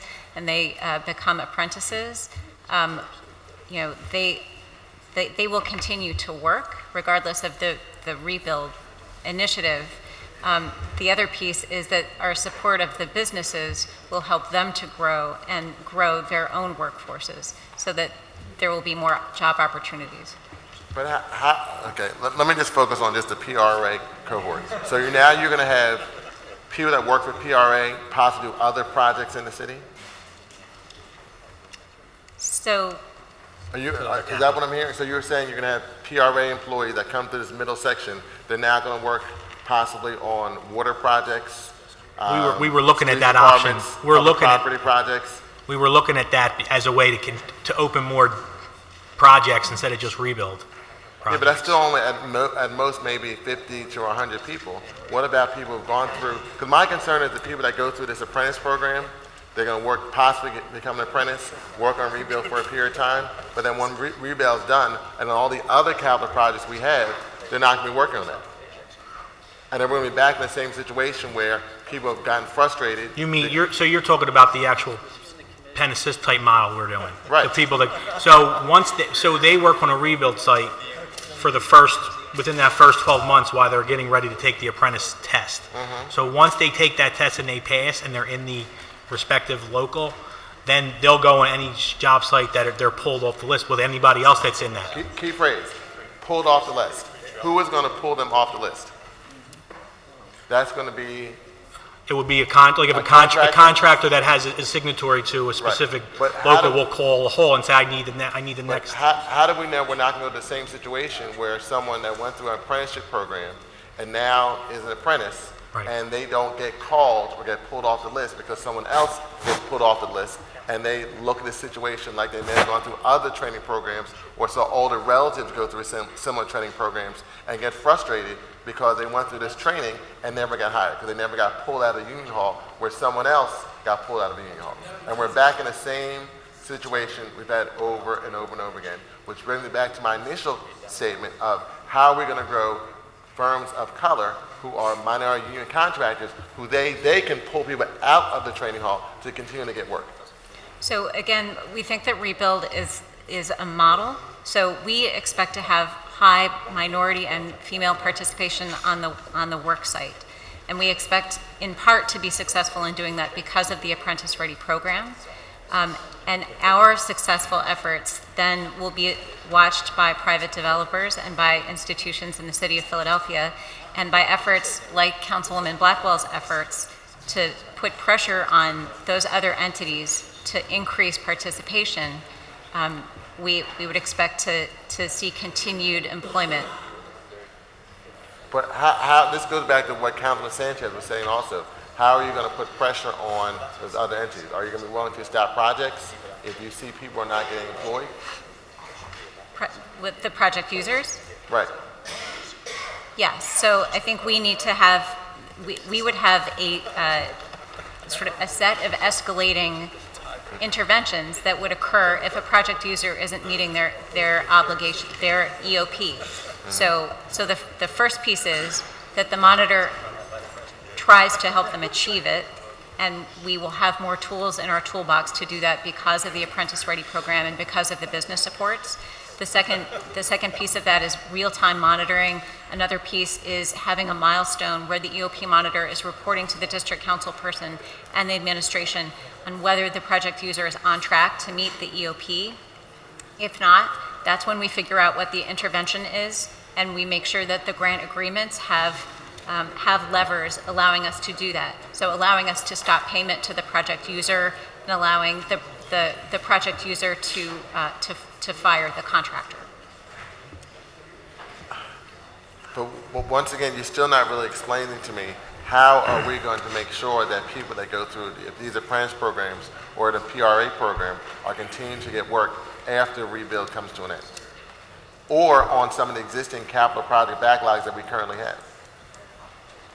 I think we have our ability to impact the long-term demand for minority and female apprentices has to do with us doing a really great job with rebuild. So we grow our participation through rebuild. We demonstrate to other employers and project owners in Philadelphia that those high participation rates are achievable, and then they will be pressured to have equally high or higher participation rates. And so then there will be demand for those minorities and women on job sites throughout Philadelphia. I mean, you're talking about things that have never happened in the past. So part of the reason that has not happened in the past is that we have not helped to grow the capacity of minority contractors here in the city of Philadelphia in a real participation way. And you're talking about going through apprentice programs and trainings, but at the same point, we're not demonstrating how we're going to make sure that people get pulled from these training halls to get work. Not only just on rebuild, but on the capital projects that the city of Philadelphia has. So how are we going to help that occur? How are we going to help grow capacities of firms of color in the city of Philadelphia so they will be able to bring people from apprentice training halls to work on projects they have so that we can grow their capacity so that they can bid on larger and larger contracts and reduce poverty in the city of Philadelphia? So we think there are a bunch of different pieces to building the capacity of minority and women-owned firms. So one piece of it is paying promptly, and the legislation includes provisions about project users being required to pay within 30 days. So we're going to make sure that contractors and subcontractors are paid promptly. But second, we think that what we want to have is we want to make it extremely easy for project users to identify different minority and women-owned businesses who are capable of doing work, and knowing that they're receiving supports from Rebuild to feel more confident that the work will be successful, even if the businesses are less experienced. So, for example, in our conversations with businesses and organizations like the Enterprise Center that work with businesses, themes of support, what we're hearing about supports that are needed have to do with access to capital, ability to access insurance, ability to access bonding, and then ability to do a set of back office functions such as getting invoices out timely, doing certified payroll, bidding well so that they can make a profit. So those are all skills or credit levels that we can actually be assisting businesses with in the course of Rebuild. So one of our premises is this is a 7-year program, and 7 years is enough time to really give some supports to businesses to allow them to increase their credit score, for example, to increase their capacity to do larger projects, or increase their ability to access capital, even from a private bank, for example, instead of from a CDFI, for example. So we want to have an assessment process where we work together with businesses to establish where are they, and where do you, business owner, where do you want to get to over 1, 3, 7 years of Rebuild, and how do we help you get there? I mean, we've been talking about this issue for well over a year, but I haven't seen any of the things that we've talked about kind of written down as some type of proposal that we can then start to having conversations with small business owners that, listen, 18 months from now, 24 months from now, 6 months from now, Rebuild is coming. These are some of the things that you can do to prepare yourself so you can bid on these contracts. There's access to credit, there's technical assistance, so we can help the businesses in the city of Philadelphia to grow using Rebuild as a catalyst, so that way they will be able to become a minor union contractor going forward and continue to get work from the city of Philadelphia. So we've talked about this for the past year, because I know we've had these conversations over and over again, but I've not seen anything reduced to writing and how we're going to implement this. So we did try to provide some of that information to you in the briefing materials that were provided at the end of February. Happy to make sure you have those and would love to discuss them. We've also, as you know, been working with the Capital Consortium, and we were at Councilman Johnson's Open for Business event last week. We've been speaking with Chambers of Commerce, and over the summer we will be getting out to different parts of the city to talk with vendors about Rebuild. Hopefully we'll have ordinances passed, so we'll be able to be specific about how they'll be able to access contract opportunities, and then let them know how to be ready, and if they're not ready today, how can they get ready. There's also actually an event tomorrow, a vendor event at Temple, where we will also be getting the word out. Okay. This is my last point, because I know others have questions. Going back to what Councilman Sanchez raised regarding the remedies and incentives. Now, from my understanding, you saying that you will be able to direct your project users who then can talk to their subcontractors if certain goals not being made, that they can stop the project. So we will be holding project users accountable for their EOPs, and we will have levers in the grant agreement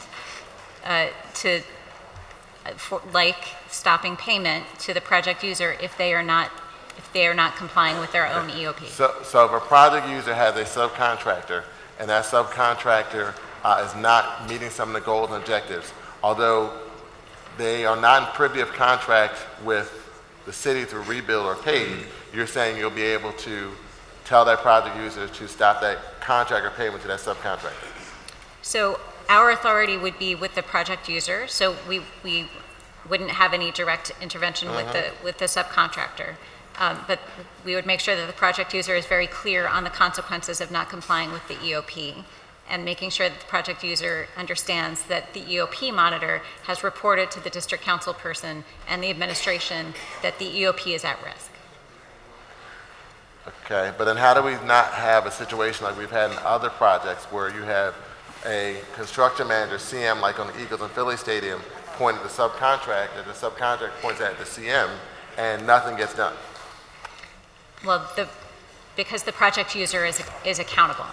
So, and you're saying, what you're saying here on the record, that you're going to hold the project user accountable for either their participation goals as well as their subcontractors. And then going to the information that Councilman Sanchez and others said, that if that project user fails to do so, they will be held accountable, and we can remove that project user from the contract and bring another project user in. Regardless, this may impact the timeline of getting this project done.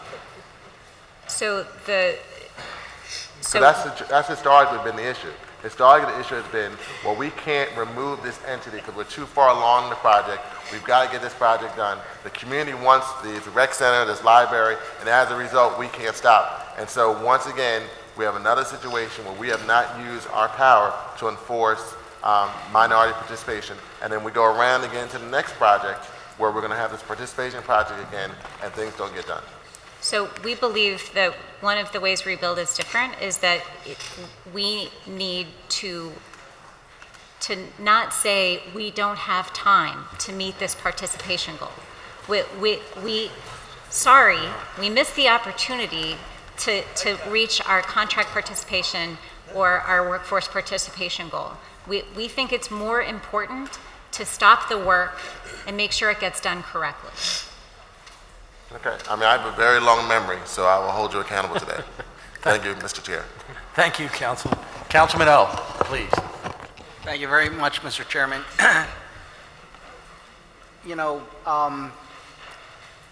As far as I've looked in the history of Philadelphia, projects have not been stopped for violation of diversity and inclusion, just never have been. And although we've had offices that have been in charge of that, there have been waivers, exemptions, or whatever. And I find it difficult to understand or believe that no matter how sincere and goodwill, the effort is, that it would be successful merely on goodwill. And no matter how much pressure you try to apply, it just historically has never seemed to matter. I do think, however, that Rebuild can be different if you articulate it in the ordinance. That if you put in a mechanism whereby the private entities or the general contractors agree to not being paid, having their work stopped, if there isn't a meeting of the disparity agreement, if you are not in fact if you don't have the numbers, then a third-party entity like OEO or another entity comes in and puts the workers on the job. And it just has to be something where someone other than who wants to see this work get done just stops the work. And that's when you show people that you really do prioritize inclusion, because if inclusion is not met, no money flows. Everything's done, it stops, it's over. And I think that is important. I have written a bill, as you know. I've introduced it. I've asked people to look at it as a reference point. But I'm I would support rebuild if it had a trigger mechanism that said diversity and inclusion where it has been proven a disparity study is that important to us that if anyone does not meet these goals, then our public service, our public interest is not being met, and we will halt the entire project. Thank you. Thank you, Councilman. Okay. Thank you, Councilman. All right, folks, hold it down. Councilman Dom, please. Thank you, Mr. Chairman, and good afternoon. Good afternoon. I have a few quick questions. Are we hiring, we're doing $500 million potentially of construction work? So it would be less than $500 million of construction work. Some portion of it will be for design work Right. and other soft costs. We also intend to spend some money ensuring that the community engagement portion of rebuild is more robust than you have seen in the past. And then we do plan to invest in this Apprentice Ready program and in the business supports we've been talking about. Well, let me rephrase that question. We're going to invest $500 million in various ways of building, fixing our parks and recs and all the other contractors and subcontractors that are needed, but we're investing $500 million. Yes, sir. And I've asked before, I don't remember the answer. Are we hiring an outside owner's representative to represent the city's interests on these projects? We don't have confirmed plans. We do definitely need assistance ensuring that these dollars are spent effectively, ensuring that we have adequate project controls in place, and especially ensuring that that design and construction are occurring consistent with what we've intended and with integrity. I mean, I would strongly, I know a little about construction. I would strongly suggest that we consider outside owner representatives to represent our interests in handling the payment of funds, completion of work, and all this $500 million investment. It's a huge investment. No outside private company who's doing a development would do a development without an owner's rep. Just wouldn't happen. So that's question one. The other is that if you could just give me an idea, I'm sitting here listening to everything and I'm saying to myself, when would the public actually expect the first park, the work on the first recreational facility actually to start? Great question. We're hoping to obviously get ordinances approved and then issue a request for qualifications for project users, and then identify project users, identify sites in cooperation with district council persons, and then we have a small amount of money. So we, as soon as we have qualified project users on board and sites identified, we would be able to begin design and community engagement on a small number of sites. So is that a year from now? So we think potentially we could be doing that in the fall. Fall of this year? Potentially, if we are able to move forward expeditiously with site selection and with project user qualification. One other question on the finances. What are the costs for we're issuing $300 million of bonds, we're doing it at $100 million sections, basically. Do we have an idea as to the legal counsel, administrative costs, and financing costs on those bonds? No, but but we usually monitor those once we issue bonds, but we don't have the estimated cost of them at this time. We don't have any idea of the estimated costs? For legal counsel, no. Or ballpark or a budget number? I mean, I can give you estimations of historical transactions that we've done, but no, there is no estimation of cost at this time. All right, let me ask you the final question for right now. I've been here, but not here. In the last 10 years, has the city of Philadelphia had a project of this size and been able to complete it on time and on budget? I'm afraid I'm not able to speak to that question. But the reason why I ask that question is because it goes back to my point of an owner's rep. I will tell you, an owner's rep does a better job than I could do. They're professionals. They're hired by professional development companies, and it's worth our investment to hire them. That's my main point that I'd like to see happen. I mean, thank you for being here today. Councilman. Thank you. Thank you. Thank you, Mr. Chairman. Thank you, Councilman. Councilwoman Bass? Thank you, Mr. Chairman. I have a couple more questions for you. So, the boot camp that was a part of the MOU that was suggested. It was stated that on a periodic basis, a boot camp will be conducted by Philadelphia Works or a partner organization for identified candidates. Participants would receive math and work training skills, OSHA safety training, et cetera, et cetera. Stipends would be provided. Can you go into some level of detail about how this would all work? Because it sounds like a very interesting program, but again, the devil's in the details, and we don't really have many details here.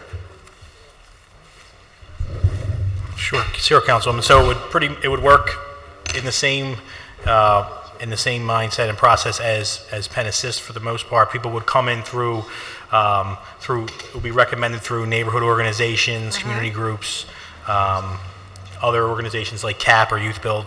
They would come through Philadelphia Works, and then they would get a skills assessment and see kind of what trade or interest that person has, what skills they have, and then whether they have a driver's license or not at that point. If they don't, then again, Philadelphia Works would pay for that person to get that driver's license. After that piece, then they would go to a 2 to 3 week training, or also known as the boot camp. We would look at the OSHA 10 training and give them additional math and reading or work training to try to help them. The big issue is teach them to the test. And then as they're participating in that 2 to 3 week process, they'll also get paid a stipend to pay for transportation to the facility, and also where the training is, and also for lunch or any type of food for that day. And during that process, the participant will then decide, based on what they've gone through, what trade they're interested in. If it's an electrician, a sheet metal worker, a carpenter, and then after that, the participant will sign a commitment letter, and then they'll get work. Then they'll start to work on a rebuild or city capital project site. They'll go into work on a site doing that in that field that they chose. At that point, a participant will then be able to take a test for that respective trade within that 12 months. The goal will be to try to fit that into the schedule, but if another date has to be made to take the test, that will be accommodated. And then if they pass the apprentice test, they will then be placed in the proper trades apprentice class for that upcoming year. And then go from there with the teaching that any other apprentice would get. So from start of the start of the boot camp until admittance to the trades, what is the timeline? So the boot camp itself would be most likely no more than 3 weeks. So we expect that whole process to take 12 months. So, what do you think? I mean, and after the boot camp, it would depend on the timing of that trade and when they're starting that apprenticeship class, and then we'll be there to make sure that person's on a paid rebuild job in the interim, so they're not being paid a wage.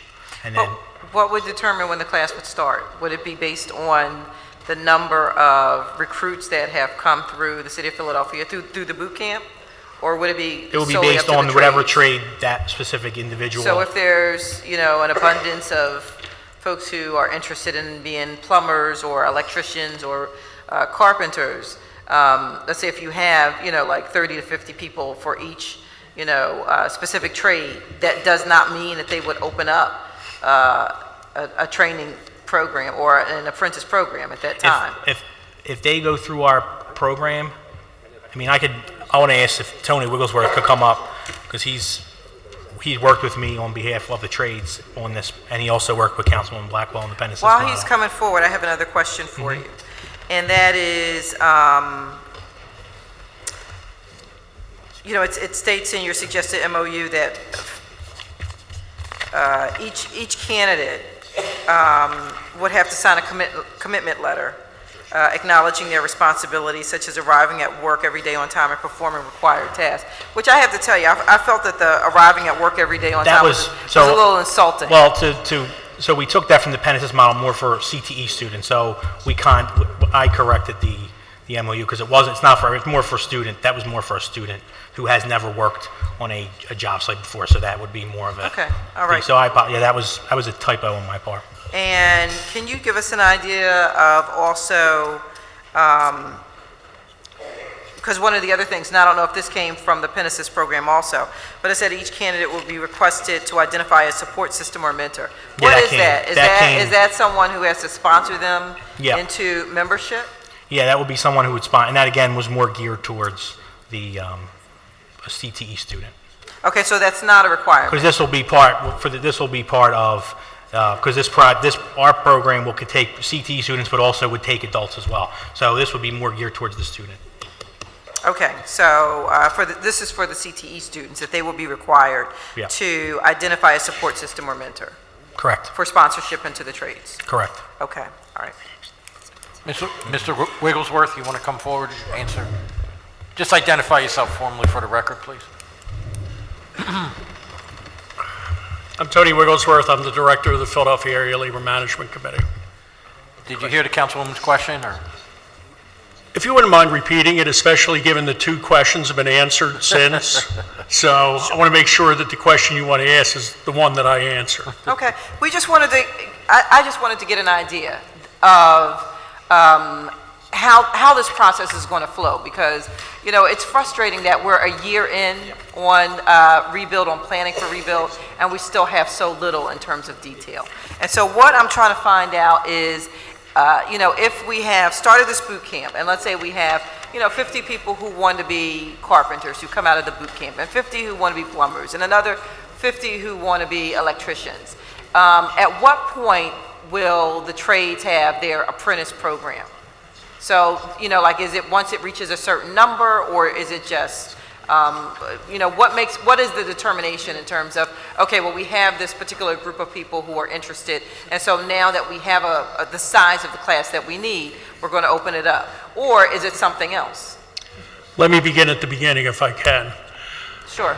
The Penesis program is now only 2.5 months old and has not run its course all the way through. So the answers that I give you don't have the benefit of experience yet. But let me Okay. do my best to describe how this process would work. Okay. The current idea is that individuals who are interested in jobs through rebuild will go through our Career Links process, be assessed, get some information regarding the individual trades, and I would hasten to add that there are 17 different internationals and 54 locals within the Building Trades Council. So it's not a simple answer to give you regarding when apprenticeship tests actually occur, because there's 54 different sets. But the process would be individuals will be assessed, and when there are enough individuals to conduct a boot camp, a boot camp would be conducted, as Rich said, under contract through Philadelphia Works. Those boot camps would last 2 to 3 weeks. The intention would be to do an assessment of individuals, figure out their skills, figure out where they want to end up, figure out whether or not their skills permit the opportunity for them to end up there, and also deliver an OSHA 10 program, which is required for work on construction projects for the health and safety of the employees that will be there. So the answer to your core question regarding boot camp is they'll be put together as needed around cohorts of individuals, and they will not be trade specific, because we're not going to wait to get X number of folks here and Y number of folks there. We're going to run boot camps as we have enough people, and the boot camp itself is not craft specific. Okay. And they need sponsorship after all of this, after the boot camp, after Career Links? Currently within the Building Trades Council, there's only one union that requires sponsorship. It's the carpenter. In the case of carpenters, general contractors will be asked to place individuals with carpentry contractors. The balance of the unions do not have sponsorship. So the union, when an apprentice is entered, actually places that individual on a job. Okay. Okay, thank you very much. Sure. Can we go back to the, Rich, can we go back to the Career Links program and how that, like, what's the length of time on the Career Links? Because when we went through the timeline before, we didn't include that. So we didn't include, you said it was roughly 3 weeks for... Oh, I was talking about, I apologize, I was talking about the boot camp would be 2 to 3 weeks. So Right. prior And to that. before that, there's a right. career links process. So what is that process, and how long would that be? So we would have, I guess it would be, that piece would be where we would have folks referred or that would come into a career link. So we would have folks at the career link specifically for the rebuild program, so they wouldn't be diverted. They would go right and talk to a person, give all the information they needed, and that's when they would go through the screening.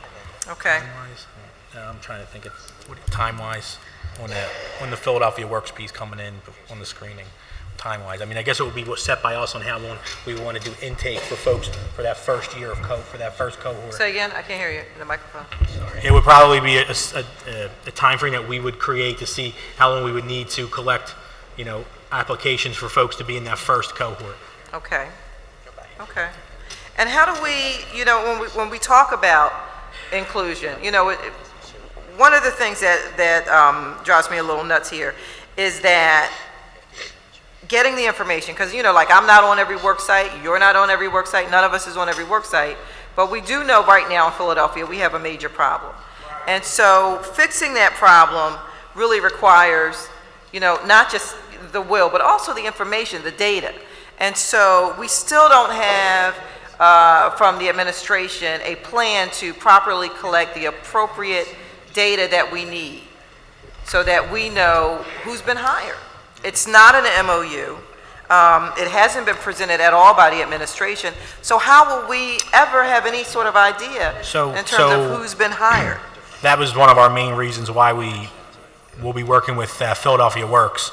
So they will track everybody that comes through this program, and we'll track them through the whole process where and help them through that through a case manager. So if there's any supports needed, we will give that to them.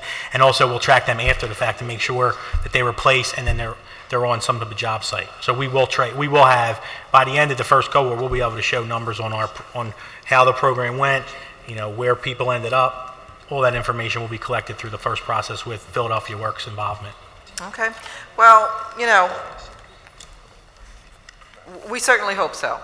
We certainly hope so. What we've seen thus far is really a problem. And, I've heard it been said that, we're not talking about a lot of positions, and that the positions that we're talking about really is just a drop in the bucket in terms of construction in the city of Philadelphia.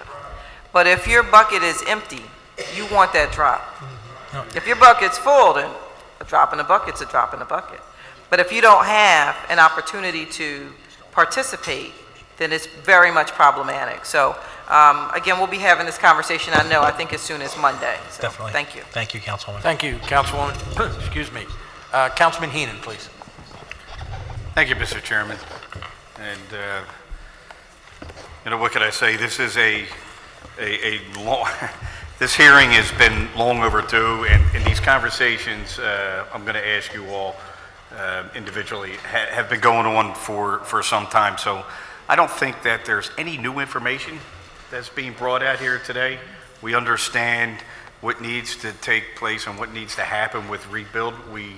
I think all know and understand, especially district council members, understand that we need to improve our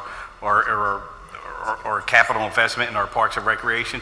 I grew up in a park, right? At a rec center, right? I grew up at Wissanomi Park. I was the first one out. Al was my rec leader. All right, I depended on him. He's reliable, and Parks and Recreation do a tremendous job.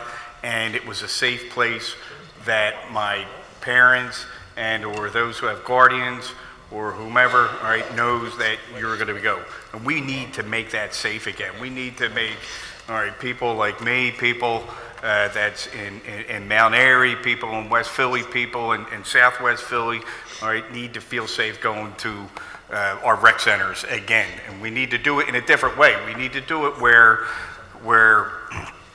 people can coexist, all right, and not have to worry about not having camera surveillances, not having any kind of other devices that are detections of any kind of guns. We need to have our police being a part of the safe walks, and I think that's all part of rebuild. And a part of rebuild is rebuilding our communities and getting them back to work in addition to. And the only way we have those safe places is if we do create opportunities for people. And I think in my in my opinion, we need to all agree, and I think we're really close. All right, we're real close on legislation, on rebuild, and getting there, and I think we will get there, as we always do, because that's what this council always does.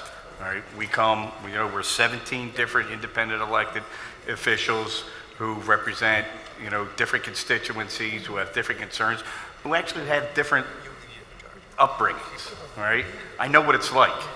All right, I know what it's like to be in school and be afraid that when somebody from the admissions office is going to come down and say that your parents didn't pay your tuition. I know what it's like. All right, I know what it's like to have a bill at the corner store. All right, but always relied on the park. All right, where we can, everybody can come together, and we need to rebuild them. A couple things. One, on times. We've been talking about this for a long time. I'm going to start with the MOU. All right. MOUs has been circulating around here for how long? This question is going to be to Deputy Mayor Rich Laser. How long has it been circulated? So we worked on it, but then we first showed it, and I think the briefing in February. We added into a packet in February. Okay. In February, and it has transformed into something, I think that, in my opinion, in a draft form, although it may not be final as we sit here today, but could be within the next few days or a week, I think that I'm proud of it, all right? Because coming from building trades, coming from middle class, working neighborhood, I see things, and I've seen things in a draft form that I've never seen before. Like stipends, and trying to life skills, and not just finding a perspective craft for an individual. And if they don't pass the test, they're not out. They get a chance and an opportunity to work on, all right, where they fell short on, and have another chance and another opportunity, all right, because we're really going the extra step to make sure that we have Philadelphia people into the trades. I think that the PenFest or the PenFest model, all right, that Councilwoman Blackwell is historic, all right, but rebuild is just a small part. I mean, we're talking about $300 million in a bond. I don't know what our capital budget is. I do know what it is. It's a lot more than $300 million, all right, every single year, all right? It's in the billions. It's a big. All right, so we're talking about $300 million, all right, of bond resources, all right, that we need to be responsible for, and I think we're taking those steps, and we're not there, and we're going to work it out, and this is what we do in the city of Philadelphia. All right, we disagree on some things, all right, but we compromise on the things that are important, and that's really providing the opportunities. And I think I've never seen the building trades, I've never seen the city of Philadelphia, I've never seen city council members, all right, be so involved and so engaged in providing, all right, their advice, their challenges, their concerns from their citizens, all right, that they represent, all right, to get to the place that we are today. All right, I heard some things today about, business world, all right, in the business community, all right, like this wouldn't be happening in the business community, all right? The business community don't need us. The business, all right, the business world, the business community will just go build. All right, they need approvals, of course, for certain things, but they don't have to do this. So we are being the example, is the reason why I'm saying that. All right, using rebuild just as a small part, all right, of a bigger picture. We're sending a message to the business community, anybody who wants to develop in the city of Philadelphia, all right, that we mean business, all right, that we want to employ our kids, we want to make sure that they use CareerLink, and that with the Philadelphia Works is a part of it, that the PRA has direct access, all right, for building trades members directly to help those who may not have the skill sets to test in, but have the experience for the last 20 years. I mean, the council president, is spot on when he's talking about using the PRA as an opportunity. So I think that, we're discussing a lot of things here, all right? But there's the big picture. Let's not lose fact that the big picture is this is just a microcosm, all right, of how Philadelphia is taking the lead nationally, all right, on how to do business in the city of Philadelphia collectively. Now, you talked about community engagement, all right, and the community engagement part. All right, I just want to, and you may not have stated it, correctly, and this is just constructive criticism, all right? District council members knows who the partners are, so I would hope it starts with the district council partner, not the advisory committee. Advisory committees may be a part of it, the community groups will be a part of it, but the district council person really knows, all right, the partners that are involved in the planning of our Parks and Recreation Center. So I hope you really, you take that in consideration as we move forward. And, we talk about meeting goals and benchmarks. In the legislation, it has quarterly progress reports. Yes, sir. It's quarterly progress reports when you get to 25% of the project, and that's on the build and spend, is that correct? So, and the EOP and yes. Yeah, exactly. So 25% of contract spend on the contract participation side and 25% of projected hours on the workforce side. And that's not to say that all of the regular sort of daily, weekly, monthly, quarterly monitoring isn't going on. It is also. We're just saying that district council members will expect and receive a specific recommendation from the EOP monitor as to whether that project is on track. As we should, and that's historic, because that hasn't happened here. I mean, year after year, all right, we argue about this on what are the numbers, all right, when it comes to participation during our budget process. So, it would be more frequent and it would be in real time. Is that correct? That's correct. That's good to hear. And for the record, when it comes to, or we were talking about, I think Councilwoman was talking about, Councilwoman Sanchez was talking about disbarred contractors. All right. The city has been very, very lenient, right, or understanding, or liberal when it comes to disbarred contractors. All right.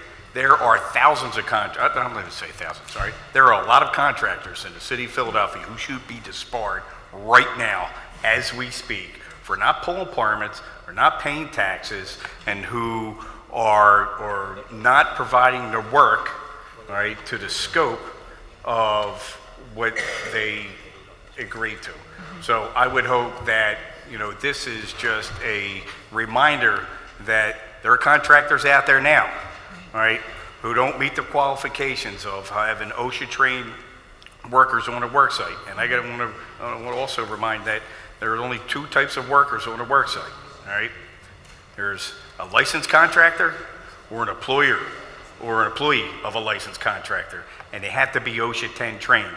And the MOU, all right, that is 99.9% there, but not final or executing it, all right, requires that they're OSHA trained. So people are going to get trained to be safe, all right, and perform safe work for the general public. And I know I'm saying a lot, but I wanted to get a few things out while I had the opportunity, and I'm sure we'll have more rounds here, more conversation. All right, but this isn't no joke. All right, this is a real opportunity, all right, to show the nation and show the city of Philadelphia we make tough decisions. And I remind you that, all right, we made tough decisions with the soda tax. All right, I made a tough decision with the soda tax. All right, not a lot of people were angry out there. All right, so I want this to be built. I want it to be built responsible. All right, and I want to make sure that the constituents that I represent, all right, are seeing the product of our hard and tough decisions. And that's being responsible, that's giving people opportunities, and that's not playing politics with people, not playing politics with the past. All right, so if the past didn't work, and it obviously hasn't worked, all right, and some people have been around, they may have not, had the opportunity or chances to change it, but we're changing it right now, like it or not. It's going to change, and it's going to change for the best. So I guess I didn't have a question there. Okay. All right. It was a 10-minute statement. Yes. But I will have questions on the next round, but thank you for your Okay. for allowing me to speak. All right, Mr. speaking Chairman. next round. Okay, we're all in the next round for a council speaker. I will remind the council people, we have about 25 of the public who are on the list that want to speak, so just note that for the record, please. Next, Councilwoman Sanchez, please. Thank you. I'm going to be short, but I'll take as long as it takes. So going back to this workforce issue, and I didn't want to get into the MOU, but as we started talking about trade opportunities and the local access, in the language of the MOU, and some of us have seen the MOU for a couple of months, and I will have to disagree with Councilman Heenan. It is not 99% there, because I still think there's some really critical details that are missing here that I think people need to understand. As Councilwoman Parker says, how do we manage expectations, right? So in these programs, everything in the MOU talks about the initiative, and it talks about folks having access. So there's a scenario where we are going to put people through a program, but ultimately they still have to pass the building trades exam, right? Based on their choice of building trades. Why isn't it possible for folks to work through this process and get an assessment that is not just a test?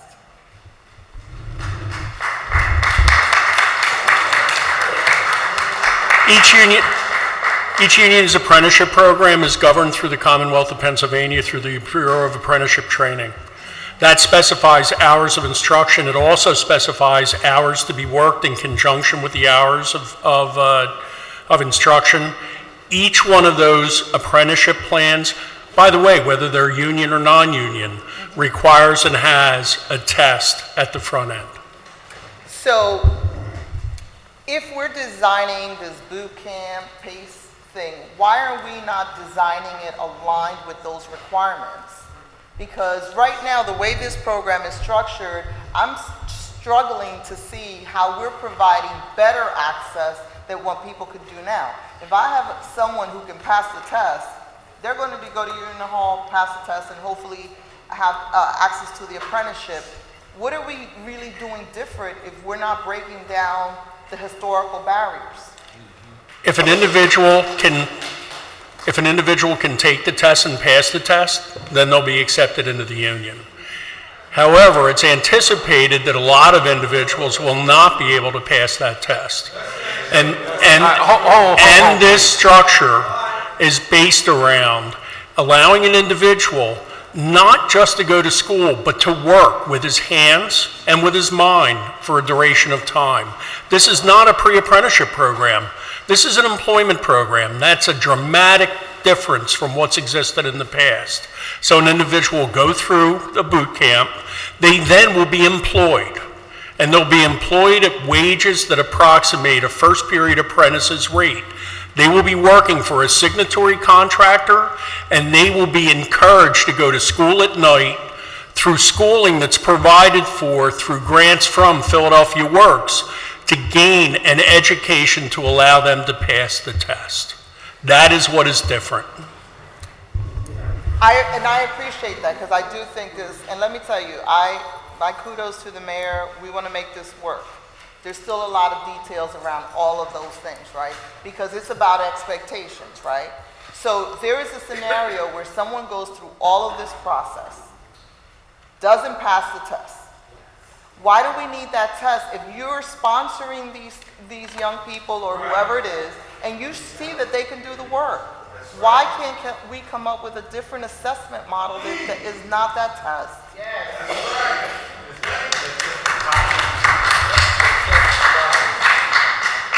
The only response that I have is that the building trades unions have agreed to an awful lot in the way, and I'm not from the building trades. I do, however, partner with them on labor management programming. So I'm not speaking for the building trades. I'm speaking for my organization and our experience. And what we are doing here is attempting to come up with a process that opens up access to our building trades unions, but at the end of the day, provides for a career for individuals, because what unions provide to their employers is the control of the quality and the consistency of the labor product. Without that, they can't maintain market share. If they don't have market share, they can't provide jobs, and they certainly can't provide jobs at union wages.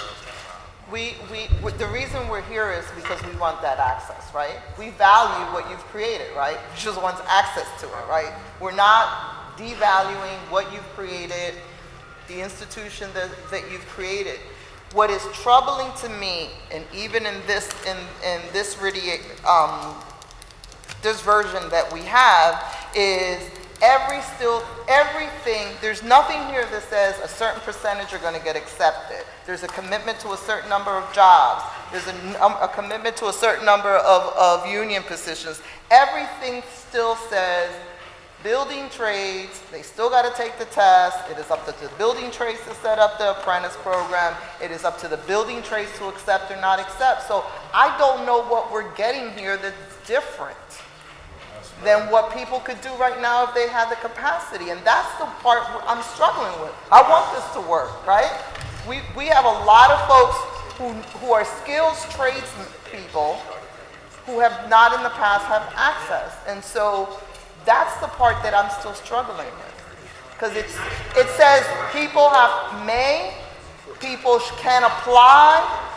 There's nothing of we're committed to taking 80% of the people that go through the program, and we're committed to make them union no matter what. There's nothing that gives me numbers or guarantees. And nothing's guaranteed but death in this life. But there has to be something stronger. And so that's why there's still so much work in this document that needs to be done. Now, you said there's 17 locals and 17 trades and 154 locals or something like that. That's a whole lot of folks, right? I don't know how we get to a place, because they're not even signatories to this, right? I mean, they're signatories to the PLA, but this MOU is an MOU of the administration committing to certain things, but ultimately none of this will be met if those 17 trades and those 154 locals make a commitment. The union, the trades will sign on to the MOU. It will be a signed Yeah, document. they'll sign off to this MOU, but we can't sign off to this MOU because it doesn't have numbers. It has aspirational goals. Even if we did the maintenance team and the PRA, if we did the maintenance team, we're talking about 80 jobs. Sir, You can't do that, please. Emmanuel. So that I want folks to know it's not that we don't want this to work. It's not that we are not committed to helping the mayor. It is not that we, as Councilman Jones says, he likes cutting ribbons. I like cutting ribbons. But ultimately, it has to pass the Councilman Jones barbershop test. We have to be able to say that at the end of this, there's a pathway, an institutional pathway, that for the 10 billion capital program, and it's still not there. It's still not there for me, and we want this to work. All I see is aspirational goals. Philadelphia Works doing some stuff, and some of our folks have been through these apprentice programs, and it hasn't led there. So, thank you, Mr. Chair. Thank you, Councilwoman. Councilman Jones, please. Thank you, Mr. Chairman. There was some new information added, and there's a ray of optimism, and then there's the history of pessimism. And we're at a crossroads right now that we need to get past by Monday to figure out these details. So the optimism is that, I spent a lot of time in economic development, whether at PCDC as its president or at the Minority Business Enterprise Council as its director. So I've been there, done that, seen it, know how it's done. You have an opportunity right now with this process to create more input and access than we've ever had in the history of contracting in this city. That's if we pay attention to the details. But if we don't, and I've heard in these hallways, and I listen to everybody, that there are people ready to say that if there's 154 locals, why not create the 155th local and start their own unit? That's right. Start their own unit. So what I would hope is to take this opportunity to get this right, and I'm gonna tell you why. Because what I think you said, Rich, Mr. Lazen, I'm sorry. Yes. I actually met your kids, so. That this is a beta test. That 300 million is a small quantity. Because right next door with the public schools is 4.2 billion with a B. So if this model, if somehow in the next year we actually work this out, and there are young people coming from barbershops and trade schools and reentry going to actual jobs or actual businesses or actual city employment, we take this model right over to the school district and replicate it. If we talk about the fact that we have $10 billion a year in backlogs for the capital project, if this works with paid, if this works with the memorandum of understanding, if all of these things actually work in unison, we take that and start sending more of our projects over to that model. If all of the questions that my colleagues have raised, what should be the message today is that no one is trying to take food off of anyone's plate, any of those locals. We just need to expand the plate. And here is the opportunity to expand the plate to let all people benefit from this economic boom. This is better than Obama's stimulus package. We have within our own means to stimulate our own local economy. And with the prospect of Trump and his skinny budget, we need to get this right. We need to get this right. Thank you, Mr. Chair. Thank you. Thank you, Councilman. Councilman Dom? Thank you, Mr. Chairman. A couple of follow-up questions. On the, I wanted to make sure I understood the financing and what's the life expectancy of these renovations we're going to be doing? Is it 20 years, 15 years?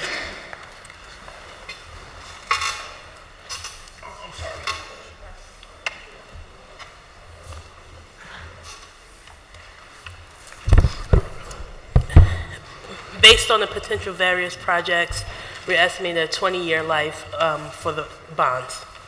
20-year life of the bonds? That's correct. And so the bonds, the time of the bonds matches basically the financing. Actually, the time of the renovations. And 20 years from now, we're going to have to revisit this again, fix up these parks again. In other words, how long are these renovations going to last for? So I think that depends on a lot of factors. As you know, for managing buildings, the lifespans of HVAC systems is a little different from the lifespan of windows, and that's different from roofs. But two things I will say. So one is a specific goal of rebuild is to make sure that we do these renovations in a way that we make the maintenance and operations of the buildings smarter and easier and simpler. So we want to make it as easy as possible for Frank Faby and his staff to take care of these buildings. The other piece is because $2 million got added to the operating budget of the Parks and Rec Department for the skilled trades, that's going to make a big difference in terms of taking care of these facilities. So I guess my concern is I want to make sure that we don't have to revisit this in 15 years while we're still paying for the debt of what we did today. I'm thinking down the road, 15, 20 years.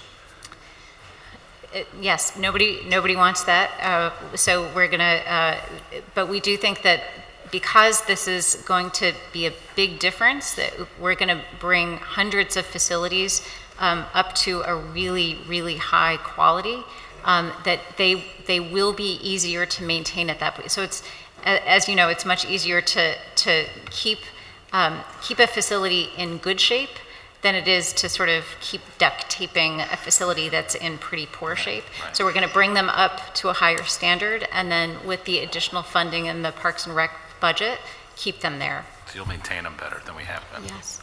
And so on the financing, I heard that is the rate of financing ballpark, what's the range of the interest rate on the financing?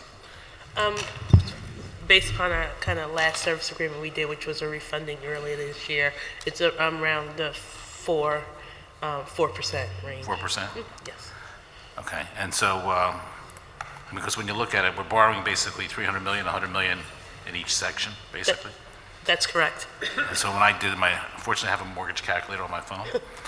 When I did the analysis, it comes out to about 7.5 million a year on 100 million. So for 20-year amortization, is this a fully amortized loan? And 20 years from now, is the loan fully amortized, or is there going to be a balance due? No, the way it's set up, we will be paying principal every year, so So at 20 the end years of from 20 now, years, there's no balloon payment or all anything. paid off. It'll be all paid off. We're done, okay. So when you do the math, it's going to come out to about 7 million annually per 100 million at 4%. So if we're borrowing, to do the math, 300 million, our annual payments are going to be in that $21 million a year range. And I think if you did the math and you said it's $300 million in principal, it's at least another $225 million in interest. So I just want to make sure that when we look at this and say it's 300 million, it really isn't. It's between 500 and 550 million when we count the cost of borrowing the money over the term of 20 years. And that's why I want to make sure that we're very careful. I'm in favor of everything. I just want to make sure that we're very careful with how we invest the money and we do it in a smart way. Thank Fair you. enough. Thank you Thank very you. much. Thank you, Councilman. Councilwoman Reynolds Brown? Chairman, I want to join the ray of optimism in looking at the glass as half full. It's balanced, however, with the reality I've seen since I've been here, and that is that the best predictor of future behavior is past behavior. I was here when stadiums were negotiated, and some of these same issues were raised, and at the end of the day, we would get an F in ensuring that, making sure that people who look like me and women have had a fair chance at this piece of the pie. Now, what's been unresolved in briefings that we had, and so I posed a question now, which is enforceable? Which has more teeth, an MOU or a PLA? That we never ever came to an agreement in those briefings around that question.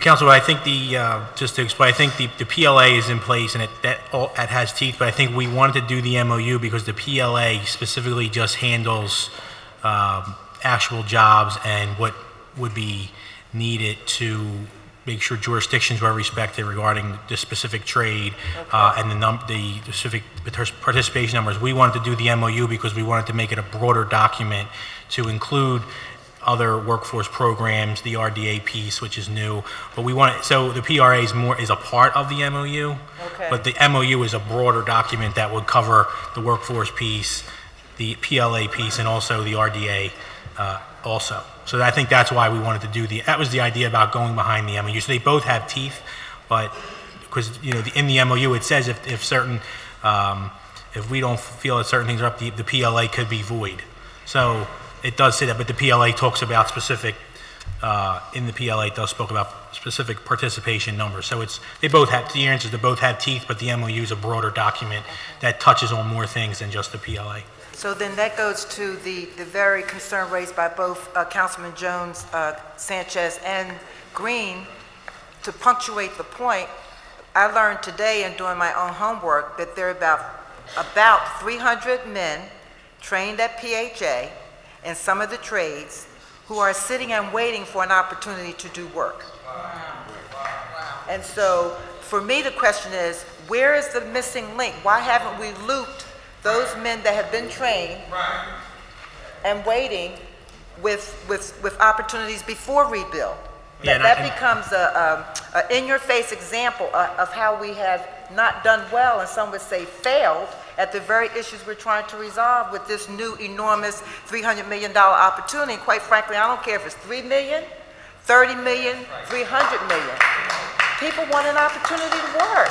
No, we understand that, and we have discussed that with PHA in the past about that group of individuals, and we are having further discussions with them on that. on these folks that there's a pool already to pull from. Okay. We understand that there is a pool there to pull from. And so should we should never assume anything. What do you anticipate the yield of those discussions will be? I think because we can pull from that pool, and I think that's another piece for the PRA as well, as there's qualified candidates there already trained that we can look to pull from through. I think the PRA piece is where there's a big hopeful there, and then also through this program and see what the skills are and how we can move forward with them on that. And so shall I surmise from that there's a chance, which is now, to include those men in this document, maybe the MOU, that they become the first capture of trained Philadelphians ready to be a part of this rebuild opportunity? Yeah, we could look at that, definitely. I mean, Okay. like I said, I don't want to commit because there was some piece about doing some CTE students in that first. Yes. And So I don't want to. This is certainly not to exclude Right. other potential pools. Right. But to be as inclusive as we can and get it in writing, because for me, if it's not in writing, it doesn't exist, to Right. include them as Yeah, well. we could look at that. Please. Well, I'll be in touch. We can get back together with you to show. Okay, then. I thank you. Thank you. Thank you, Mr. Chairman. Thank you, Councilman Heenan. Thank you, Mr. Chairman. I just want to touch back on, there was conversation, and there's always been conversation about council approval. And, for the record, I don't want to approve anything when it comes to contracts. All right, that's not my job. But I certainly want to sign off on priority of projects based on need and facilities and the amount of capital investment that's required in my district. We have changed things around where it will be introduced on a resolution yearly. So on a yearly basis, there'll be a resolution. Because because there's been so much conversation that how do we know, like, how many projects are going to get done, and are they all going to get done, or how many, what is the baseline on that?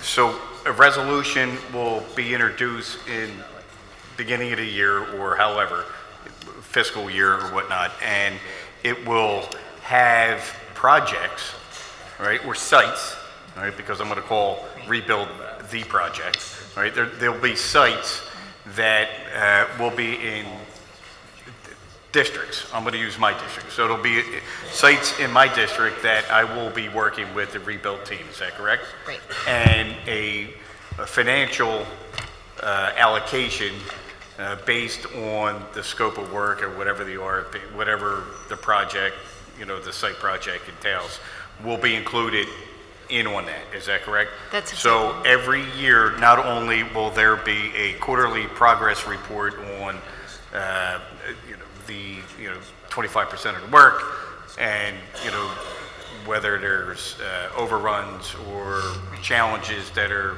unexpected, unforeseen challenges, like they discover some underlying infrastructure issues or something like that. So council will have the final say anyway, right? Because it has to be a resolution. So council would approve an annual budget and an annual program statement and an annual list of sites to be leased. So annual budget based on the selection of the sites. Correct. That are agreed upon with rebuild in Exactly. accordance to need. That's right. Or however that is, right? Right. And what else? So an annual program statement, which would lay out not only the sites, but it would lay out community engagement plans. The community engagement plan. The workforce, the And apprentice ready program, and the business council members supports. will be a part of, as I Absolutely. mentioned earlier, that community engagement. Has to start with the council member, district council member, absolutely. Correct, and so that will be in the form of a resolution. And all this will be public and Yes. transparent. Correct. Annual program statement, annual budget, Annual program statement, annual budget allocation line item. and annual list of sites to and- be leased. Okay, all right, thank you. Thank you. Councilman Dom. I just want to follow up on a question. On the financing, I was wrong in this out number. I'd use 30-year. If you have 20-year, it's going to be closer to 460 to 470. But you're sure you can get a 4% interest rate on this? Am I guaranteeing a 4% interest rate right now? No, because interest rates are rising, as well as market conditions. So I just said that's where we were, and we budgeted some buffer for the fiscal year. So, but that's where we were the last time. And is that a fixed rate? Yes, we are doing fixed rate, tax exempt fixed rate. Okay, thank you very much. Thank you, Mr. Chairman. Okay, thank you, Councilman. I know you want to be here even longer talking to us, but that seems to the end of the questions here, so we're going to go into the... So again, thank you for all your time here. Thank you. We're now going to go into the public, the rest of the public who has asked to speak. They said we have a long list here. As the council president said earlier, we want to limit everybody because we want to give everybody a chance before it gets too late. For 2 minutes to your testimony, okay, 2 minutes. I'm going to call people in list of 3, so please come up 3 people at the same time. All right, and I apologize if I mess any names up, okay, ahead of time. Ethelyn Baylor. Gregory Holston, I think I saw him, yes. Minister Rodney Muhammad, he's still here? Here, right here. Ah, okay, I'm sorry. Please, come up. And like 20, 25. And how about the name I said first, Ethelyn Baylor or Ethelyn? I may be messing that up so bad I don't know who I'm talking about. She's here? She had to leave. They're here? No, she left. Left, okay. Jihad Ali. Come on up. Ern Holston, why don't you start first? Please identify yourself and proceed. But please, if we can stay to a 2-minute limit, I appreciate it. My name is Reverend Gregory Holston. I am the Executive Director of Power. Philadelphians organized to witness, empower, rebuild 65 plus houses of faith in the city of Philadelphia and our surrounding suburbs. Thank you for the opportunity to be able to speak on this very important project. I would just say most of what I was going to say today has changed based on the testimony that just happened. But there's 5 points I think that Power is really concerned with around this project. One of them being that this city for the last, these 30, 40 years that I've been around here has struggled in a very tangible way with minority participation on any building project, whether it's University of Pennsylvania or the Leah Corus Center, all the way back to all of the different types of stadiums that are down at the stadium area. We have always struggled with real minority participation. And I think one of the most powerful things I heard, and I think it came from one of the union people, is simply the simple statement that he said, which was, then we will, the union, place them on a job. It means the union does have the power to place people on jobs. It means the union can determine in their own way and in their own fashion what people get on jobs. That is probably, again, the strongest statement made because of all the workforce development things and all of the guidelines and training programs and everything that was mentioned about everything. The reality is that power still